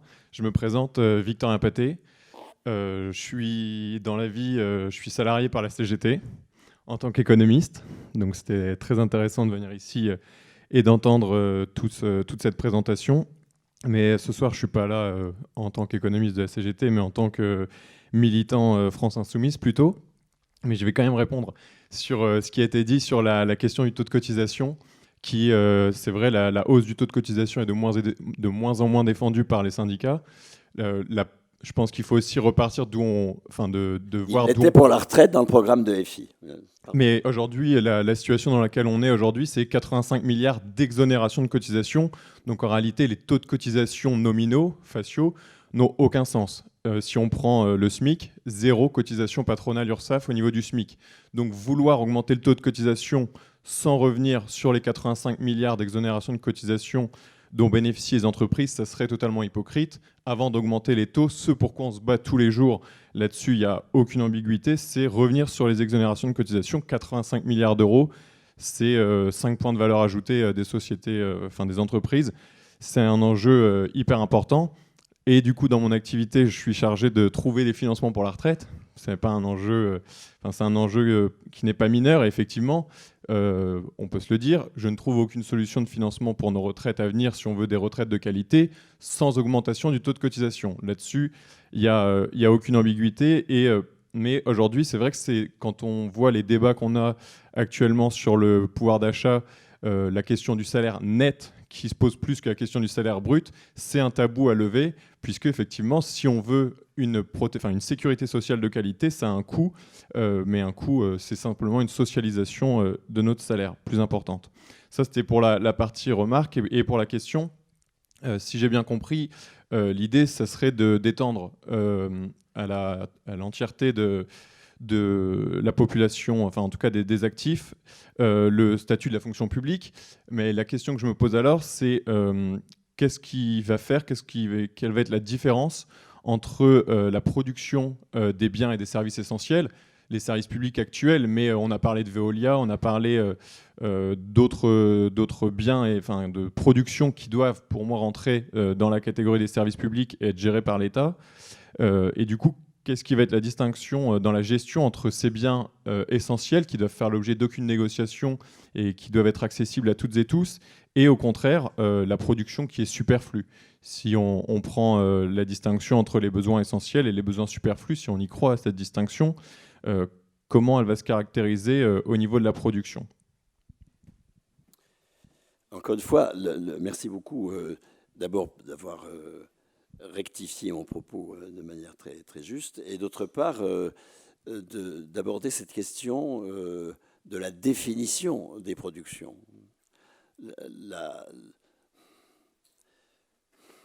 La gauche, elle réfléchit beaucoup trop par en haut, beaucoup trop par des mesures de politique publique décidées par un appareil d'État ou par des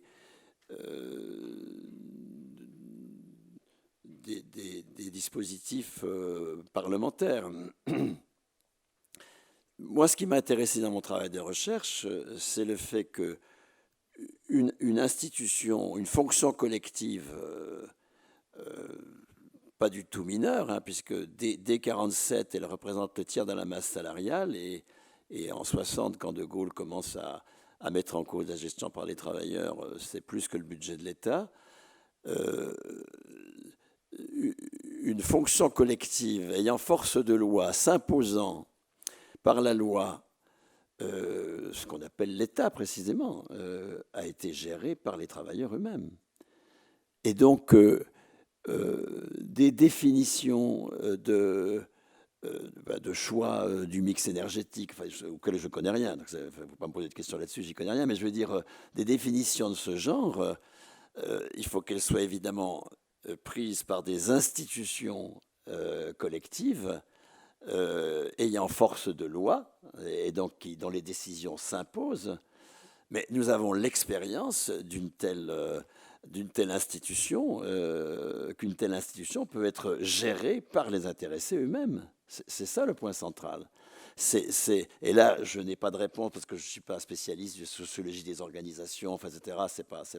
Mais comme observateur du régime général, où là, j'ai pu observer les choses à travers des archives et tout.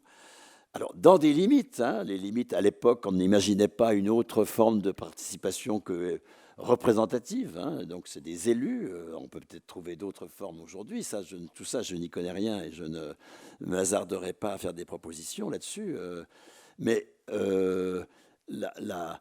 l'existence de fonctions collectives dont les décisions s'imposent et sont sanctionnées par la loi est nécessaire, et que ces fonctions collectives soient assumées par les intéressés eux-mêmes. Alors, au niveau où il faut qu'elles s'exercent, encore une fois, ça peut être au niveau d'un territoire assez restreint, s'agissant de sortir de la métropolisation, par exemple, d'éviter les déserts autour des métropoles. Ça peut être un territoire, disons, autour de la métropole. Ça peut être un territoire beaucoup plus petit, un quartier. Ça peut être le territoire national si c'est une industrie de réseau, ou même au-delà, par des arrangements entre pays européens. Donc les niveaux de compétences de ces fonctions collectives sont forcément adéquats à leur objet. Mais le fait, et puis les intervenants dans les décideurs, les travailleurs concernés, bien sûr, parce qu'ils savent bien ce qu'il faut faire, mais également les usagers. Enfin, encore une fois, je n'ai pas de compétences particulières pour débattre de ça, ce n'est pas mon objet de recherche. Mais il est clair, et dans le bouquin avec Lordon, quand même, on est assez long sur cette affaire-là, hein, aussi bien lui que moi.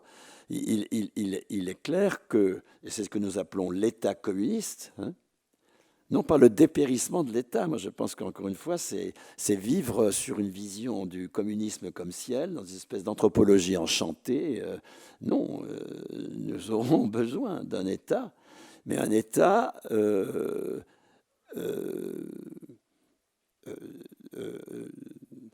et c'est là que sans doute tout ce qui s'expérimente aujourd'hui, on l'a bien vu pendant le confinement, mais de partout maintenant, il y a une espèce d'expérimentation de modes de délibération à des échelles territoriales diverses. Toutes ces expérimentations-là doivent nourrir une proposition de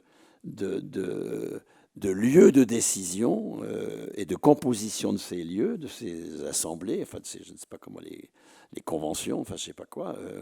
Là, je vais participer dans le conseil scientifique d'une convention citoyenne sur un territoire de Seine-Saint-Denis pour la mise en place d'une sécurité sociale de l'alimentation. Je vais apprendre, parce que moi, j'y connais rien, a priori. Hein, mais comment on peut mettre en place des lieux de délibération pour des décisions qui s'imposent, qui ne sont pas des décisions facultatives, et en même temps qui ne relèvent pas d'un appareil d'État dont on sait très bien qu'il n'est pas de notre côté, et que l'illusion qu'il devienne de notre côté, sans que nous ayons pris le pouvoir sur ces fonctions-là, sera vite déçu. Alors, est-ce que j'ai répondu à votre question? Ce n'est pas sûr, cela dit. Vous pouvez reprendre si vous estimez que...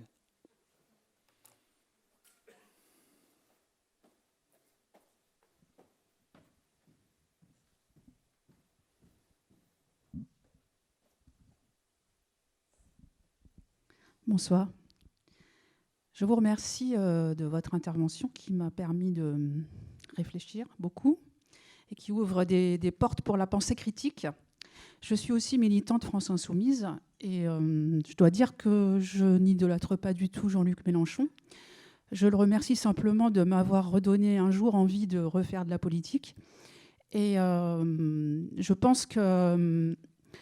Il y a quelque chose de bien à la France insoumise, c'est qu'on essaie de comprendre pourquoi les gens s'abstiennent et on essaie de faire en sorte qu'ils s'abstiennent le moins possible parce qu'on a compris que sinon, ce qui nous attendait, c'était plutôt le fascisme qui, comme vous l'avez dit, est le joker de la bourgeoisie. Mais ma question ne porte pas du tout là-dessus. En fait, vous m'avez expliqué des choses et il y en a d'autres pour lesquelles je me pose des questions parce que pour moi, ce n'est pas clair du tout. Et est-ce que vous pourriez donc m'expliquer la différence entre le revenu universel et le salaire à vie, s'il vous plaît? Oui, d'abord à propos de FI et de Mélenchon, nous sommes infiniment redevables à... nous, je parle comme communiste, membre du Parti communiste, parce qu'il n'y a pas que des communistes au Parti communiste, et il y a beaucoup de communistes en dehors du Parti communiste, Dieu merci, tout cela, bien sûr. Mais je veux dire, comme membre du Parti communiste, je dois bien rendre hommage à un mouvement qui nous a fait passer de l'union de la gauche à l'union populaire. L'union de la gauche, on sait ce que ça a donné. Ça a donné Jospin, c'est terrible. C'est un des gouvernements les pires qu'on ait eu dans le domaine que j'étudie, moi, la prime d'activité à la place de la hausse du SMIC, la suppression des cotisations. Alors là, les exonérations patronales, c'est les 35 heures pour l'essentiel, c'est donc Jospin. La CMU,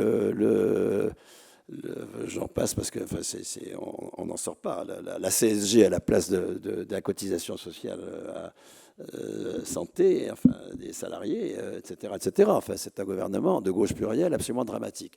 Donc, que nous soyons passés de la gauche plurielle, de l'union de la gauche à l'union populaire, c'est décisif pour moi. Donc, faut-il que cette union populaire se hisse à la hauteur du communisme, ce qui n'est pas le cas du tout pour le moment. Donc, il y a beaucoup à faire, c'est tout. Moi, mon souci, il est là. Hein. Alors, s'agissant de la différence entre revenu de base et revenu et salaire à la qualification professionnelle, l'opposition est totale, absolument totale. le salaire à la qualification personnelle, c'est du salaire. Hein. C'est pas un forfait de 1000 balles. Quand je vois dans nos programmes, je sais pas quoi, 1100 € aux étudiants, etc., je suis catastrophé, hein, je le dis clairement. Hein. RSA pour les jeunes, enfin, je sais pas, tout ça c'est une catastrophe. Hein. Parce que précisément, c'est dans l'idéologie du revenu de base. C'est quoi l'idéologie du revenu de base? C'est dans sa majorité, nous sommes des êtres de besoin et il est normal que nos besoins soient satisfaits par un revenu qui est lié à notre personne. On ne peut plus faire dépendre nos besoins, la satisfaction de nos besoins, de l'aléa du marché du travail. On va donc au moins des besoins minimums, et là il y a tout un tas de machins sur le niveau, le bon niveau, qui varie entre 500 et 1000 € par mois, mettons. Mais nous sommes dans une optique de poser les personnes comme des êtres de besoin. Le salaire à la qualification ne les pose pas du tout comme des êtres de besoin. Ça, c'est le capitalisme qui dit que nous avons besoin d'un pouvoir d'achat. Puisque le salaire capitaliste, c'est la reconnaissance des besoins dont je suis porteur pour faire telle tâche. Pouvoir d'achat, là, nous sommes dans le capitalisme. Et reconnaissons, distribuant un revenu lié à la personne pour éviter les effets de seuil, pour éviter le flicage, etc., je l'entends. Mais je suis acharnément contre. C'est comme ça que Rocard a créé le RMI à la place de l'indemnisation du chômage.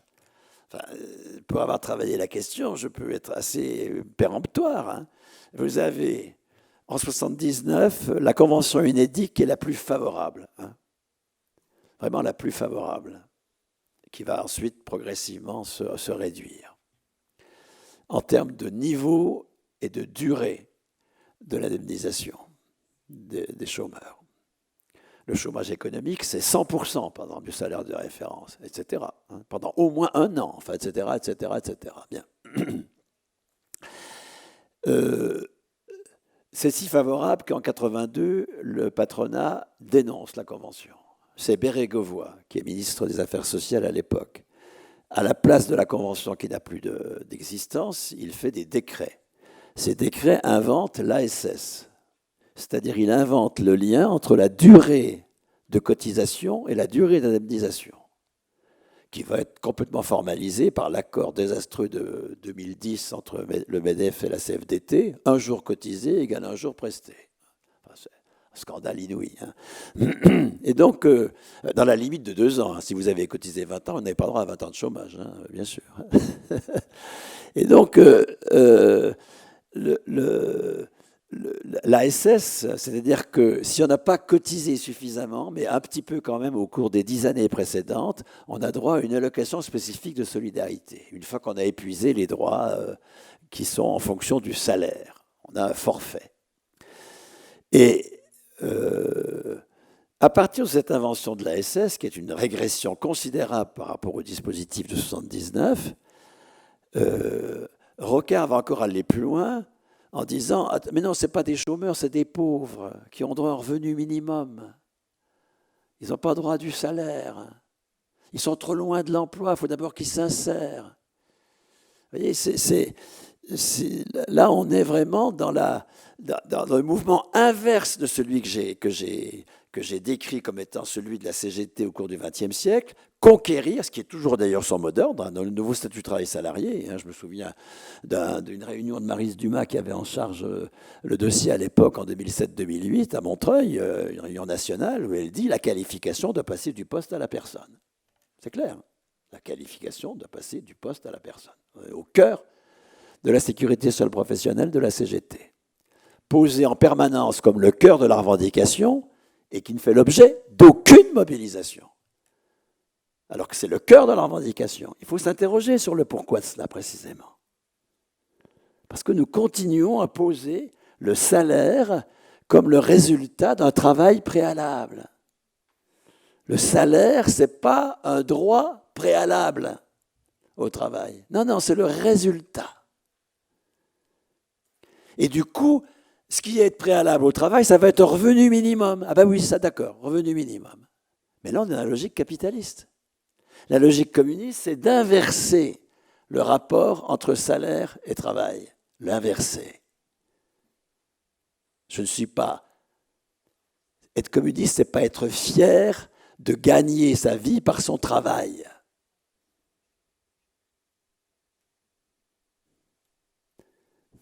Le communisme, ce n'est pas la valeur travail, sinon vive l'esclavage.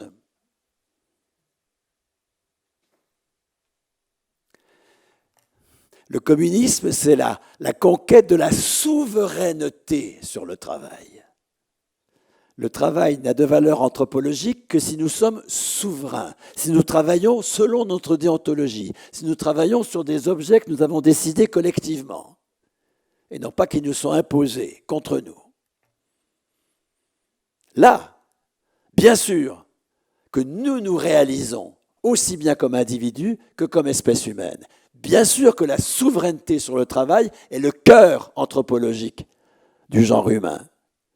Et par travail, j'entends encore une fois ce rapport réflexif au reste du vivant, la nature, qui nous fait déjouer l'évolution et qui est notre responsabilité propre.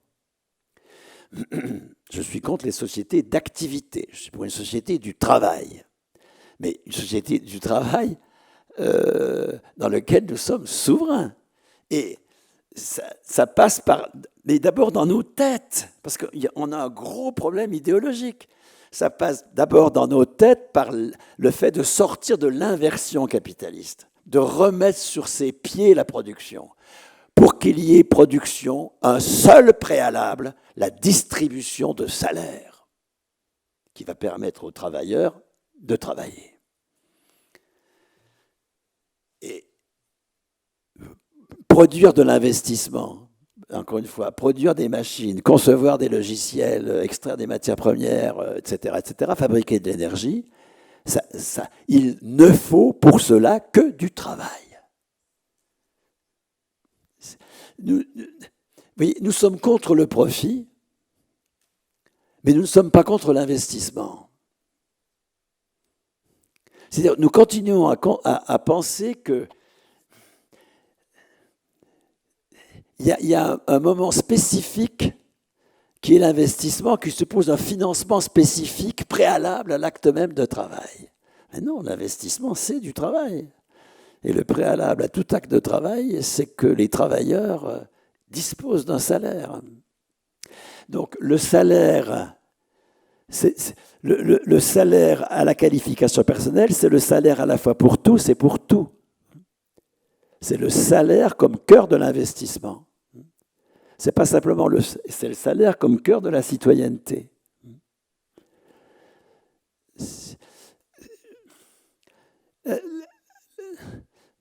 L'intérêt du revenu de base, c'est qu'il pose le revenu comme un attribut de la personne, et non pas d'un contrat qu'elle passerait ou de je ne sais pas quoi. Bien. De ce point de vue-là, c'est positif. Sauf que, comme historien du salaire, ce que je constate, c'est que la classe dirigeante met en place ce qu'on appelle le revenu universel d'activité, financé par la CSG.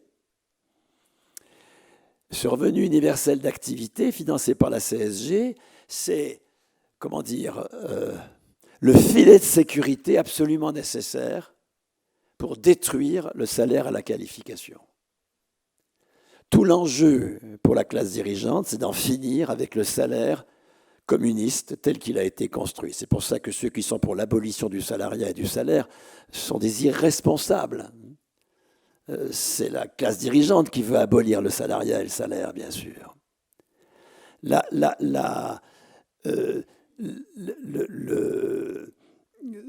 Tout l'enjeu, c'est de revenir au salaire à la tâche. Je faisais allusion à ces équipements maintenant hospitaliers qui font appel sur des applications. Il y en a deux, je n'ai pas retenu leur nom, comme ça, au jour le jour. à des infirmières ou à des soignants, même des médecins, je veux dire, qui sont auto-entrepreneurs. Voilà, c'est ça leur idéal, c'est ce qu'ils veulent. Ils veulent revenir aux relations commerciales comme cœur des relations de travail. Et pour cela, parce que ça va créer une insécurité permanente, il faut qu'il y ait le filet de sécurité d'un revenu de base universel, inconditionnel. Le filet de sécurité du revenu de base inconditionnel est la condition sine qua non pour en finir avec le salaire communiste.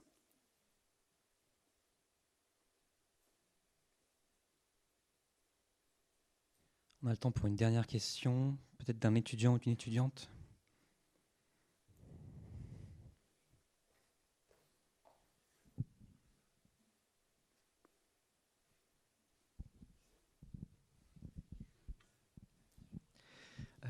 Bonjour, merci déjà pour votre conférence. Je me posais la question, je trouve que ce que vous développez c'est quand même extrêmement intéressant et ça serait très bien si c'était vraiment appliqué. Mais vous avez développé comment l'appliquer, mais moi la question que je me pose c'est vraiment comment convaincre les gens que c'est la bonne solution. Parce qu'aujourd'hui on voit avec des médias qui sont de plus en plus réactionnaires, avec un environnement politique, médiatique, etc., qui nous pousse finalement vers le capitalisme et qui nous pousse vers une croissance de plus en plus. Comment on convainc les gens que votre système, c'est la bonne solution pour sortir du capitalisme et que même pour eux, c'est une bonne solution? J'espère que ce n'est pas mon système. Moi, je suis économiste et sociologue du travail. J'essaye d'examiner ce que nous pouvons tirer de toutes les conquêtes que nous avons faites au cours du XXe siècle. Et je pars du postulat qu'il y a une classe révolutionnaire contre le postulat dominant. Prenez celui des Passon-Charlot, par exemple, qui sont très à la mode, d'accord, mais qui est le postulat des bourdieusiens, de la science sociale critique aujourd'hui en France. Il n'y a qu'une seule classe pour soi, la bourgeoisie. En face, il y a des victimes. Et nous devenons des défenseurs de victimes. C'est-à-dire que nous renonçons à être révolutionnaires. Donc je ne déploie pas un système, j'espère être un passionné de l'émancipation en train de... c'est ça qu'on demande à un chercheur en sciences sociales, c'est d'épier l'émancipation. On ne demande pas à un biologiste comment on va crever. On demande à un biologiste d'épier la vie. On ne demande pas à un chercheur en sciences sociales de dire comment on se fait casser la gueule. On lui demande de dire comment on est en capacité de nous émanciper. Or, nous le sommes. Nous avons encore une fois, le tiers des plus de 18 ans qui ont un salaire lié à leur personne, c'est une invitation à ce que 100% des plus de 18 ans. Comment argumenter? Mais argumenter autour de deux ou trois choses que j'ai dites. L'effondrement de la citoyenneté et le risque fasciste. La nécessité d'augmenter, d'enrichir la citoyenneté, de ne pas la confiner au droit de vote et au droit de passer contrat, ce qui est actuellement les deux droits qu'on acquiert quand on devient majeur.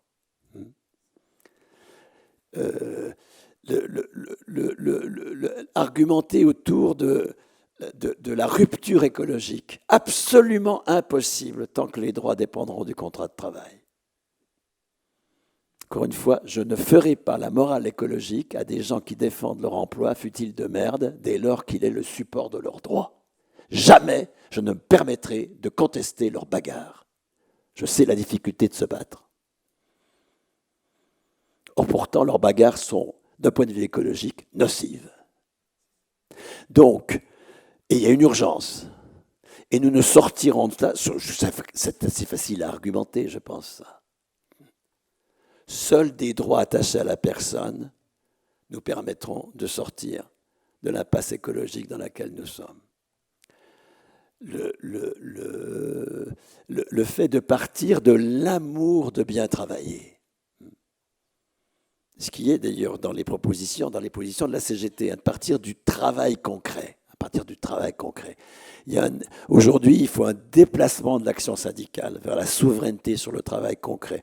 Moi, comme chercheur, je suis d'une admiration sans borne pour ce que les syndicats de classe, enfin le syndicat de classe pour l'essentiel, a été en capacité de conquérir au cours du XXe siècle en termes de statut du travailleur. Et j'ai essayé de voir l'incroyable nouveauté qu'il y a à poser les droits comme un attribut de la personne. Les droits économiques, pas simplement le pouvoir d'achat sur un minimum de 800 ou 1000 euros par mois. D'accord, les droits économiques. Mais en même temps, et vous avez chez Marx et Engels des textes stupéfiants que je n'avais pas bien vus, moi, avant de me rendre compte du truc. Marx et Engels disent, bon, la bourgeoisie capitaliste, elle est évidemment indifférente à l'utilité sociale de ce qui est produit, puisqu'on produit de la valeur pour la valeur. On ne produit pas la valeur pour ce qui est socialement utile, on produit la valeur pour mettre en valeur du capital. De production tautologique de la valeur. Ajoute Marx et Engels, les travailleurs aussi. Indifférence à l'utilité sociale de ce qu'on produit. Non pas individuellement. Il n'y aurait pas souffrance au travail s'il y avait une indifférence individuelle à l'utilité sociale de ce qu'on fait. Bien sûr que non. Il y a souffrance au travail parce qu'il n'y a pas... Je parle d'une indifférence collective. L'indifférence collective que moi, je constate, mettons, dans mon milieu professionnel, les profs qui individuellement souffrent de faire un programme de quatrième, par exemple, qui met l'URSS et le nazisme sur le même plan, pareil, c'est au programme officiel de quatrième. Alors les profs, ils souffrent, et puis ils ne changent pas. Le changement du programme ne les mobilise pas en tant que syndicat. Le syndicat ne s'est pas emparé de la maîtrise du travail. Je pense à ces cadres de France Télécom qui discutaient avec moi en disant « mais on a perdu toute technicité au travail. On passe notre temps, nous, à bassoter, à parloter avec des sous-traitants. On gère des sous-traitants. Nous, on est des ingénieurs, on n'est pas venu à France Télécom pour... » Je parle le cadre dirigeant. Ils souffrent. Aucune organisation collective de France Télécom n'a décidé de s'attaquer, mais au cœur du mal de France Télécom, c'est-à-dire la sous-traitance, de reconquérir la maîtrise sur le travail. Je prends ces exemples qui passent par la tête, on peut en prendre des quantités, d'accord ? La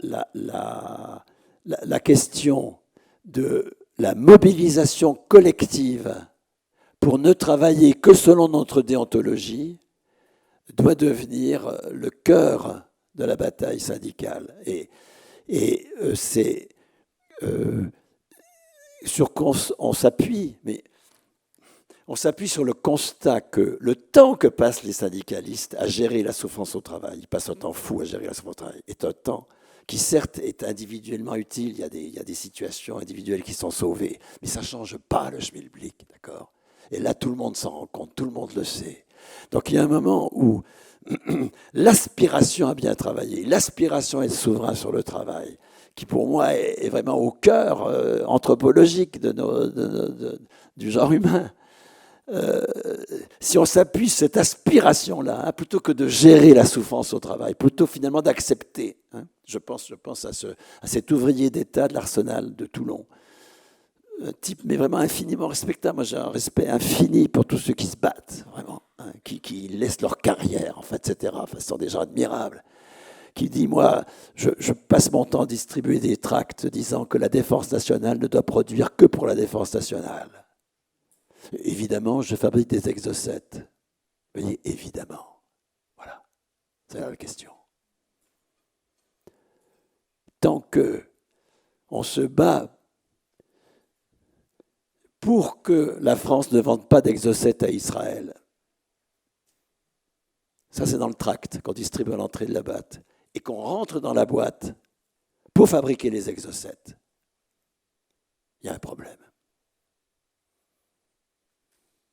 Et ça vaut pour notre devenir écologique, ça vaut pour les armes, ça vaut pour tout. le nouveau front de l'activité collective. Il est nouveau. Il y a eu des anticipations, bien sûr, ça existe, mais c'est très partiel. Encore une fois, le syndicalisme a été d'une efficacité remarquable dans la conquête de statut du travailleur. Vraiment remarquable. Et sous-estimé. Massivement sous-estimé quand FI revendique l'État employeur en dernier ressort, quand le Parti communiste fait son truc sur la sécurité emploi-formation, ou quand on demande un revenu minimum pour les jeunes. Tout ça, c'est une régression par rapport à ce que nous avons construit et conquis. Mais en même temps, on arrête de dire cette connerie, mais enfin on est un peu obligé. Il y a un manque vraiment énorme dans la mobilisation collective aujourd'hui, qui est de conquérir la souveraineté sur le travail. Vous voyez, la proposition, par exemple, de grève comme mode d'action, c'est une proposition très discutable. La seule proposition, les patrons se sont habitués à la grève, ils savent gérer les grèves. La proposition qui est à la hauteur du communisme, c'est pas d'arrêter le travail, c'est de travailler comme on l'entend. C'est tout à fait autre chose. C'est tout à fait autre chose.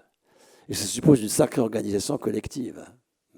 C'est là que le syndicalisme devient un lieu décisif, pas simplement de gestion des souffrances individuelles au travail, un lieu de conquête collective contre les directions.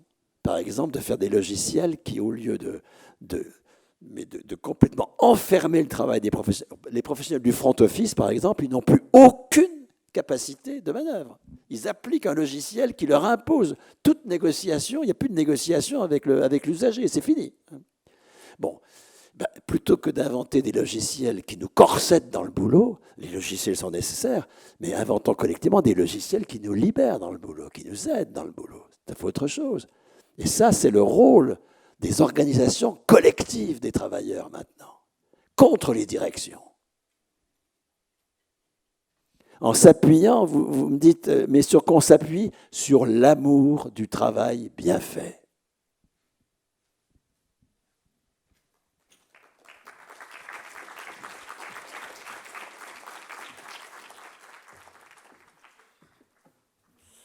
Alors malheureusement, c'est la fin de cette conférence avant qu'on se fasse déloger. Donc on voulait souligner quand même l'exploit d'avoir un communiste à Sciences Po. C'est pas tous les jours. Et ceux qui étudient ici ont pu voir que leurs cours d'économie de première année ont été sérieusement mis en question. Donc on a pu voir ce soir grâce à Bernard Friot. Je fais une petite parenthèse pour avoir Oui. enseigné à l'université. Les étudiants qui arrivent en première année en économie sont bons, en quatrième année ils sont nuls. Nous les avons intoxiqués avec des conneries monumentales, d'accord, avec de la religion. Il n'y a pas qu'à Téhéran qu'il y a de la religion. Il y en a dans l'université française.